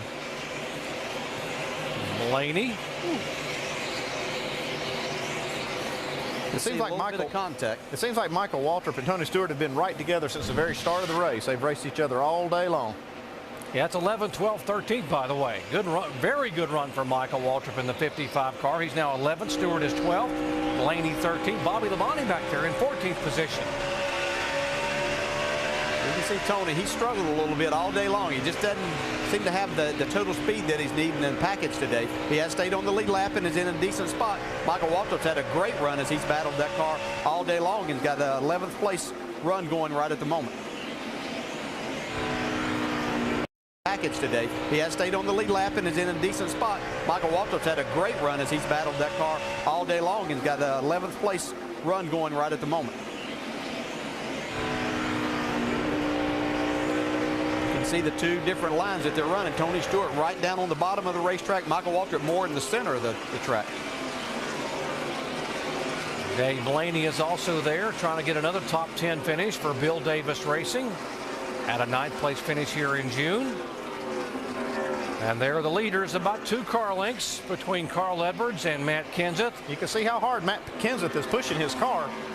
He wants to get right to the bumper, this 99, try to put some pressure on Carl. You can see Carl working the steering wheel there off of turn 2. He's driving that thing with 2 tires on it the last time for everything that it's worth too. They've been about 2, 3, 400ths of a second different, with Matt being faster each lap, but you know, getting to him and passing him is going to be a different story. But if he can pressure him, knowing that Carl only got 2 tires, that's got to help his cause. Yeah, Carl's driving that thing sideways. He just beat him by 700ths there. So the 2 laps before, whatever Matt made up, Carl just took it back away there on 1 lap. And Greg Biffle is actually running these guys down just a little bit, just beating these guys a hair every lap. Well, Jack Rouse is feeling pretty good that he might go to victory lane today.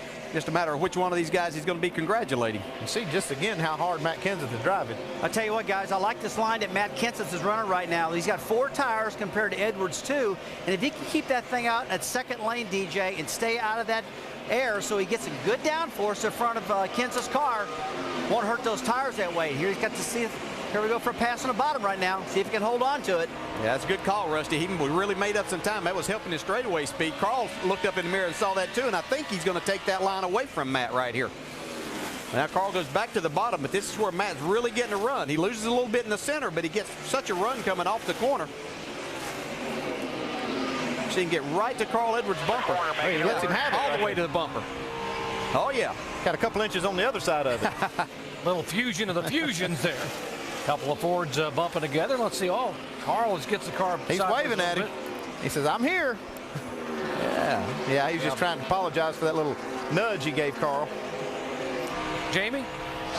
Well, Rusty hit it on the head, you guys. Exactly what he said is what the spotter Carl Edwards said. Hey, try 1 lane up. It's working for the 17. It worked for the 16. You see Matt Kenseth on the inside of Carl Edwards. He tries to make it stick, but Carl trying to find his group, and he hangs on, guys, for the lead. He almost got it to stick on the bottom of the racetrack, and that slipping and sliding has allowed the 16 car to catch them both. Oh, yeah, we got 3-way battle for the lead here now. Guys, I think what the 17 car, Matt Kenseth, has got to do is keep working that high line right now, because if he stays behind that 99 of Edwards, he's going to lose that front end and tear those front tires up. Not so much tear him up, but get that car pushing. You got somebody else working that high line now, Rusty. Look at Greg Biffle. Yeah, I see that, Dan. He's just got to, they got to stay out of the track so the cars in front of them. Get that clean air, man. That's what it's all about right now. Yeah, you can tell every time one of them gets to the bumper, that guy goes to the high side to take that away from them. They know it's going to be a difficult pass if they leave that bottom lane open for them. They're going to have a hard time making that pass off the corner. Dave? And this charge is good news for Biffle. Remember, crew chief Greg Irwin said, I hope we don't adjust too far. And that was their big discussion before that pit stop. 1 round of wedge didn't seem like enough to the driver. 2 seemed like too many to the crew chief. So they settled on 1.5, and it looks like Biffle's car may be just about right. Yeah, you got to believe Greg Biffle learned something from that previous run. He ran the tires off of his car. He settled back. He let Matt Kenseth go by him on this run early, and now he's able to come on to the outside of. He's going to take the second spot here from Matt Kenseth. There he gives a little nudge to Carl Edwards. Yep. Hello, my name is Greg, and here I go. Yeah, to the outside. Yeah, he's got that now. He's got a run on him. Is Carl going to cut him off? He did. Yeah. He took that lane away. That was risky. I don't think he'd have done that if it hadn't been his teammate. You see Carl move up, and the guys lose that air on the front end, and they have to back out just a little bit. And here comes Matt coming back. Kenseth back on the inside. Gets his able to nudge his way on the bottom of the racetrack. 23 laps to go. Who's going to be the last? Here we go. Matt Kenseth takes the lead. You know, I thought it couldn't get any better than it did a while ago, but it just did. Yeah, Biffle got to the back of Carl's car there as Carl was trying to block him and got him loose. Now he's lost both of those spots. I think that 2 tires hurt him. Jack Roush saying, just don't wreck each other. He trusts these guys. Who's going to be the last Ford standing here at Dover, Delaware? Look like that's all 3 Fords up front for Jack Roush Racing. Roush Fenway. You see, just in the picture, Mark Martin has come into it just a little bit now, passing the lap car, Joe Nemechek. Yeah, looks like his car's coming back to him a little bit. I don't know if he's got anything for these 3 guys. He may have something for the 99, who definitely, I believe, has made the wrong call here with the 2 tire. Tell you what, guys, there's no doubt. You just hit the nail on the head there, DJ. I think that the 4 tires now are starting to overhaul Carl Edwards. He's starting to pay the price. You see Mark Martin coming in with those 4, 17 car, Kenseth in the 16 car, Biffle driving away from Edwards right now. So we come back next year, I think we should do 4 tires. What do you think, guys? Yeah, I think you're right, Rusty. Yeah, he learned it the hard way sometimes, but he put up a gallant effort there. You think Carl will make his point when the race is over? Yeah, he will. I have a feeling that he will, yeah. And the thing that you had to look at here, back boys. then, Here goes Biffle. Greg Biffle trying to take the lead here on the inside. But Carl was running against, when he changed 2 tires, he had guys that had older tires, and that's why it made that look pretty good. I know the lap times were still good, but you know, we can beat that around, but it definitely is going to cost him, I believe. Matt's a little loose. Yeah, he spun those tires all the way down the straightaway. That could actually overheat that right rear of his car and give this advantage back to Biffle. And up across the racetrack he goes. You just talked about it, and here goes Greg Biffle on the bottom. Can he hold it on the bottom of the racetrack? No. That's right. Just be third, hold your ground. I lost this race for you. No worries. Ain't over. You're damn right it's not. You just keep racing, buddy. 22 to go. Well, I love that attitude. That's Carl Edwards saying it's not over. He's not giving up by no means. Yeah, he is not a quitter by any means. No, he was just telling them that he lost because he got loose getting into the corner. He was trying to hold those guys behind him, but he was really there with it's not a fair fight with him having 2 tires. Well, Biffle's just working the back bumper of this 17. I think he's got a better car. He's just trying to figure out where he can get a position. I think he needs to get up on the outside corner of the 17, but I don't know if Matt's going to give it to him. It's going to be interesting. Matt makes such a wide entry into the corner. If you watch him every time, he's not necessarily running all that high, even though he's up this time. But he makes a wide entry into the corner, and that keeps Greg from getting to that spot on entry and carrying any speed to get up beside him. Looks like Matt's content to give Greg the bottom of the racetrack. He's giving him the whole bottom lane right here. Yeah, he knows how difficult it was for him to try to make the pass while to go on the bottom. He's pretty sure that his car is good enough to keep Biffle back there if he just doesn't let him get to that right rear quarter panel. A week ago, we talked about how hungry Greg Biffle was, who had not won in 33 races. Now he won, and now it's his teammates' turn, possibly the 17 car of Matt Kenseth. 27 races, a winless streak back to Homestead in November a year ago. Okay, it's 15 laps to go, and now it looks like Biffle's car is starting to wiggle just a little bit in the back end. He's got to take care of that right rear. Folks, you are watching live our Sprint Monster moment of the day. This battle up front to see who can conquer the Monster Mile. Can Biffle get there? Can Kenseth hold him off? 15 laps to go. Matt's got to be careful. He's spinning that right rear. For more Monster moments, check out NASCAR Sprint Cup Mobile. There he goes. You can see Matt working that steering wheel. Biffle wants to get there. Oh, yeah, he's there. He said, okay, he's letting him know now. I'm right there.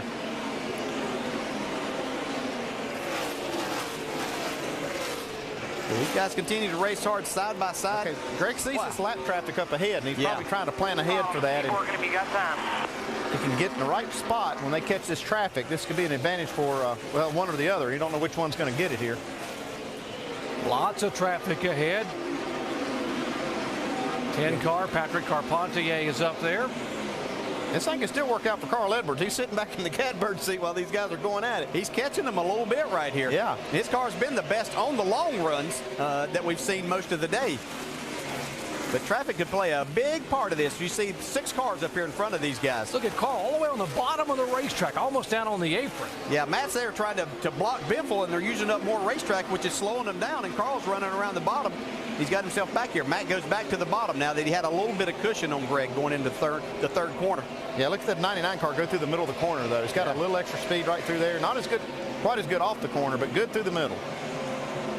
Carpentier there in the 10 car. Here comes Biffle on the bottom. He might trap him in here if the 10 car is going to stay high. That's going to take away Matt Kenseth where he had been running on the racetrack. Well, Matt did a great job right there getting clear off the corner. Man, he had to keep his foot in the throttle there and just drive it off of that corner. Biffle back to his bumper here. Could get him really loose right now. Matt has him by 5 feet at the start-finish line. This is great racing right here. Now they're too wide in front of them traffic-wise. They're going to move in on traffic side by side coming down the backstretch. If Greg can keep side by side on this 17, see that Matt's just getting clear, and that's a big thing right there when they get to this traffic. Here comes Carl Edwards. Whoa. Where did he come from? On the bottom of the racetrack. He gets to the inside of Biffle, now goes after the 17. Well, he could block him in behind the 28 car here. Biffle's going to try to make it run. This was his chance this is to what get the Biffle's looking outside. for. He wants that outside lane. Oh, he's going to try. No, he didn't. Matt gave him the outside. Oh, wow, big touch. Carl Edwards saying, watch these guys rub and bump, and I'm right here for the victory. Biffle's got him now. He's got him. This is what he was looking for. Right here. That's the pass. 9 to go, 8 to go. He made the pass last week at New Hampshire with 12 to go. He makes it with 9 laps to go here at Dover. Got a little smoke off the 16 car from that contact. Little fender rub there on the tire. Well, we're not seeing a huge amount of smoke. We do see some, and it's a little bit of a rub there, but yeah, you see it right there. Fair amount of smoke right there. That's going to be, it's got 7 laps to go here. He's going to be worried about that a little bit. Yeah, as he got pinched down and had to turn and put more wheel in it, then that seemed to rub just a little bit more right then. Here comes Mark Martin again in the picture. See Carl Edwards trying to go back to the inside of Matt Kenseth. He wants another chance at Greg Biffle.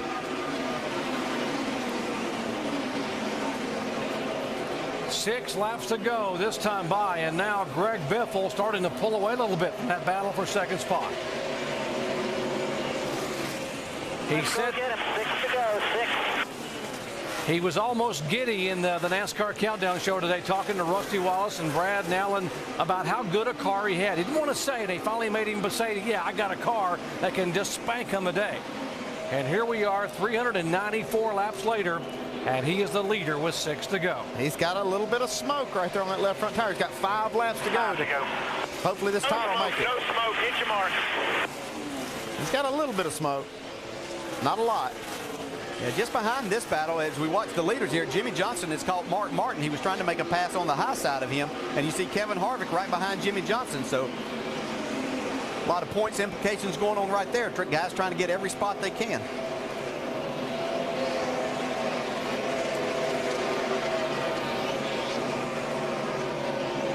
Jimmy Johnson using the higher line. We see Biffle encountering some more traffic, but that shouldn't be a problem for him. 00 waving Biffle down beneath him. 00 Michael McDowell. So it is Biffle, Kenseth, Edwards, Martin, Jimmy Johnson is 5th. Kevin Harvick 6th, Gordon 7th, Boyer 8th, and Jeff Burton 9th. 8 of the top 9 are chase contenders. 3 laps to go here. Looks good for Greg so far. And Michael Waltrip moved himself into the top 10 in that 10th spot, just ahead of Tony Stewart in 11th. We have 9 of our 11 chasers, 9 of our 12 in the top 11 here today. Again, Earnhardt Jr. back in 24th, 3 laps down. Still clear by 12. Denny Hamlin is in 38th, and Kyle Busch will be scored 43rd and last today. We really got to hand it to Michael Waltrip. He's had a steady race. Now he's in the top 10. It's hard to do against these guys. Yeah, and I'm also going to hand it to this guy here, too, who learned on that previous run not to abuse his tires. He jumped out there, took the lead, looked like he was going to drive away, but wore his tires out at that time as he see him get the white flag here. But Greg Biffle learned from that and kind of took it easy. We said when the day began, 43 drivers had visions of victory. 12 of them are thinking championship, and right now, Greg Biffle will go back-to-back for wins in the 2008 chase for the NASCAR Sprint Cup. Biffle beats the monster and wins at Dover, Delaware. Wow, how impressive is that? 2 weeks in a row. Kenseth second, Edwards third. That's the best driver, the best car, and the best pit crew won that race. Thank you, fellas. Thanks for sticking with us. Michael Waltrip did hang on in that 10th spot. Dale Earnhardt Jr. is kind of, Dale Jr. just limps to a 24th place finish. And unofficially, that's going to put Biffle within 10 points of the lead. Actually tied for second right now. That's what we're looking at. Let's go down and visit with a very happy Jack Roush. Shannon. That's right, Doc. Congratulations, Jack. You have got to walk me through that moment. You see all 3 of your championship contenders racing that hard. What was going through your mind? Well, I was just hoping they didn't get tangled up in a hairball coming off turn 4 on the last lap. But it was spectacular to see that the engineering is working. The help we got from Ford Motor Company is paying its big dividend. And the drivers are doing what they need to be doing, closing the deal on the racetrack. You know, Jack, last week, Greg Biffle winning the race definitely made a statement saying he was here as a contender. What does this statement say? Well, it says that we're good at the places we're good at. We knew we'd be good at Dover. Just hope that we can survive Martinsville and Talladega. All right, congratulations to Jack Roush and the whole Roush organization. Shannon, the last 1-2-3 finish for Roush, November 2005 at Texas Motor Speedway. In fact, on that day, they finished first, second, third, and fourth. Greg Biffle, what an afternoon. Back-to-back wins here in the chase, and he had moved up after the performance at New Hampshire, 6 spots, and he moves up again here to 3rd position. He was in 3rd there. You see just 10 points back. That might be one of the best Dover races I've ever seen. Wow, that was unbelievable. Big loser, of course, today. You see the 18 car back 4 spots, the 11 car back 5. Hamlin and Busch 11th and 12th in the points. Carl Edwards gave it a gallant effort, 2 tires, lost the lead, and in battle back to be right there at him in the final laps. Carl Edwards led 85 laps today. Carl, that last pit stop. Oh, you and Matt Kenseth talking right now. Last pit stop, you guys opted to take 2. Had you taken 4? Had you taken 4, could you have been in victory lane, Carl? I don't know, you know. I think if we'd have taken 4, it would have been different.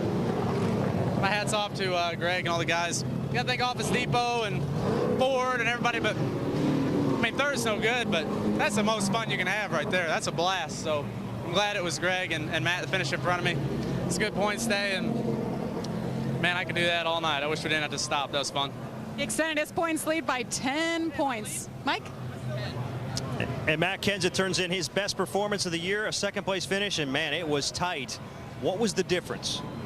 We're just too loose. We just, you know, we just got a little behind and all that pit strategy stuff in the middle. I think we did everything right, but we just got a little bit behind, and that hurt I think our adjustments a little bit. And we got off in the middle of the race being in traffic, and the track loosened up at then, which was really, really weird. And we tightened it back up a little bit, and just should have went more. Greg just had more rear grip than I did, and I just couldn't do any more with him. I see you smiling and joking with your teammate Carl Edwards over here. What was that battle like? 3 Roush cars there battling for the win.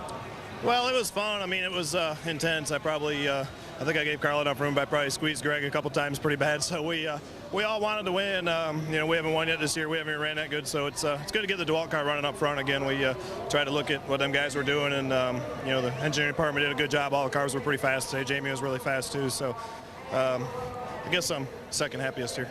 And let's go to the first happiest in victory lane with Shannon Spake. Well, it was a top 5 finish for Mark Martin. You were on the hunt there for a while, Mark. How do you feel about the run today? Well, it's a privilege to be a part of the U.S. Army team, and I want to thank them so much for giving me this opportunity. Tony Gibson and these guys gave me a shot to win this thing, and I can't tell you what it means to me. I was up on the wheel, man. I gave it everything I can, but everything I had, but you know, it just wasn't enough for that 45-lap run. Man, this thing was awesome on the long run. It was really coming before that last caution, and I thought we were going to be able to make it exciting. And even after the restart, I thought, you know, we might have something for them, but I just couldn't. I couldn't run with those guys for about 20 laps. It just they were really fast, and then my car would really come on strong. All right, well, we'll see Mark Martin in a car next week in the Nationwide Series at Kansas. Doc? Great effort from Mark Martin and the Army team. And how about this guy? Greg Biffle does it again 2 weeks in a row and wins back-to-back chase events. Dave. There wasn't hardly a cloud in the sky today, but we can't see a thing down here in victory lane, as it's a big celebration for the second week in a row for Greg Biffle. Describe for us what we think may be one of the best over races we've ever seen at the end. I'll tell you what, I knew I had to race Matt Kenseth clean. He's a great teammate, and Carl Edwards. And I got to run. The car was so loose, I got to run on the outside of him and got up beside him. And he tried to pinch me off going down the back stretch, which is what he should have done. He's leading, and we got together a little bit, but I had my nose out there, and I couldn't give up. It was my last chance to get him, but you know, I just want to thank the fans. The fans saw a great race today, and 3M, I wanted to get them in victory lane so bad. I just wish my family's here. It's the second race that they've missed. And hopefully if we keep this up, they'll start coming. I got to tell you, you've won 2 weeks in a row. I don't know what you have to do to get the points lead, though. You're tied for second now, Greg. What do you think you have to do? I got to keep doing this. I knew I would have to. I knew these guys were going to be tough, but Kenneth, our shop foreman, his father passed away today, and we're thinking of him. But man, I can't thank the fans enough for coming out and supporting us. And this 3M Ford Fusion, get this thing in victory lane. What about the engines, man? These things. 3 Fords up front battling for the lead.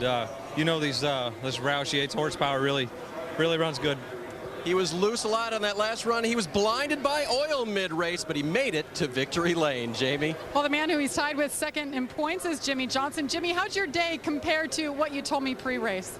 It kind of went like we expected. We knew we were going to be strong. I knew deep down inside that the Roush cars had something special today, and it was going to be tough to beat those guys. And I think throughout the day we made our stuff better, and we were running their pace at the end there. So very proud of the effort today, and you know, a bad day at the office, which it's not really a bad day, but to be fifth, you know, we're doing everything right, and we'll just roll on from here and look at these next 8 with this Lowe's Impala. Of course, consistency wins championship. 4 straight top 5s, Doc. Guys, final thoughts on what was one doozy of a day here at Dover. One of the best races I've ever seen. I guess Greg Biffle's thought if you don't win the first 2, you can't win all 10 of them, right? And he's still third place in the points, but man, he's giving it everything he's got. Greg Biffle's a true contender now. And guess what? Where Greg Biffle won a year ago, we are headed there to Kansas City. Alan, Kansas City, here we come. Absolutely, Doc, and it is going to be another great weekend there. Rusty, Brad, that was a great race. That was a wonderful race. That was some great driving. And those 3 Roush cars, Brad, what a job they did. And Mark Martin also. Oh, Mark got up in there and got on the wheel. I'll tell you what, to watch those 3 guys, those last 20 laps, go at it, just nip and tuck. That is exciting. That's what we want to see every week. I'm headed to Kansas City tonight, man. Me too. I'm fired up. I'm going to be the first one there. And, of course, troubles on the day for Dale Jr., Denny Hamlin, Kyle Busch. The standings have been shaken up. Got a great chase for the NASCAR Sprint Cup. As we move on to Kansas City next weekend, our coverage starting with the NASCAR Nationwide Series race Saturday at 3 Eastern on ESPN2, and the NASCAR Sprint Cup Series chase race number 3 next Sunday, 1 Eastern time on ABC. By the way, Greg Biffle has won back-to-back races. He's the defending winner of that event, and I can't wait to see if he can make the three-peat. ABC World News, or your local news, coming up on most of these ABC stations except on the West Coast. Couple of final numbers here to run through. Last time the Roush Fenway team finished 1, 2, 3. Homestead, the final race of 2005, when they finished 1 through 4 on that day. Biffle is the first driver ever to win the first 2 races of the chase. Sounds like they got a lot of momentum to me right now, and Greg Biffle and his team, those guys are in great shape. That's as good as it gets. That's the type of racing we want to see. And how about old Michael Waltrip sliding up there, getting him a top 10 today? One of the best runs from Michael. I did get a second place at Loudon, but boy, I tell you what, this was a good, strong run from Michael. Absolutely. The last 30 laps of this race as good as any that we've seen all season. 3 teammates, Greg Biffle, Matt Kenseth, and Carl Edwards, locked up, using all the different lanes on this monster mile. In the end, it is Biffle celebrating a second straight win, and it's on to Kansas for race number 3 in the chase for the NASCAR Sprint Cup next Sunday on ABC. See you then. There comes a time in all our lives when your back's to the wall and it's do or die. Do you stand your ground or walk away? My heart's been broke, my pride's been stripped every time this world tells me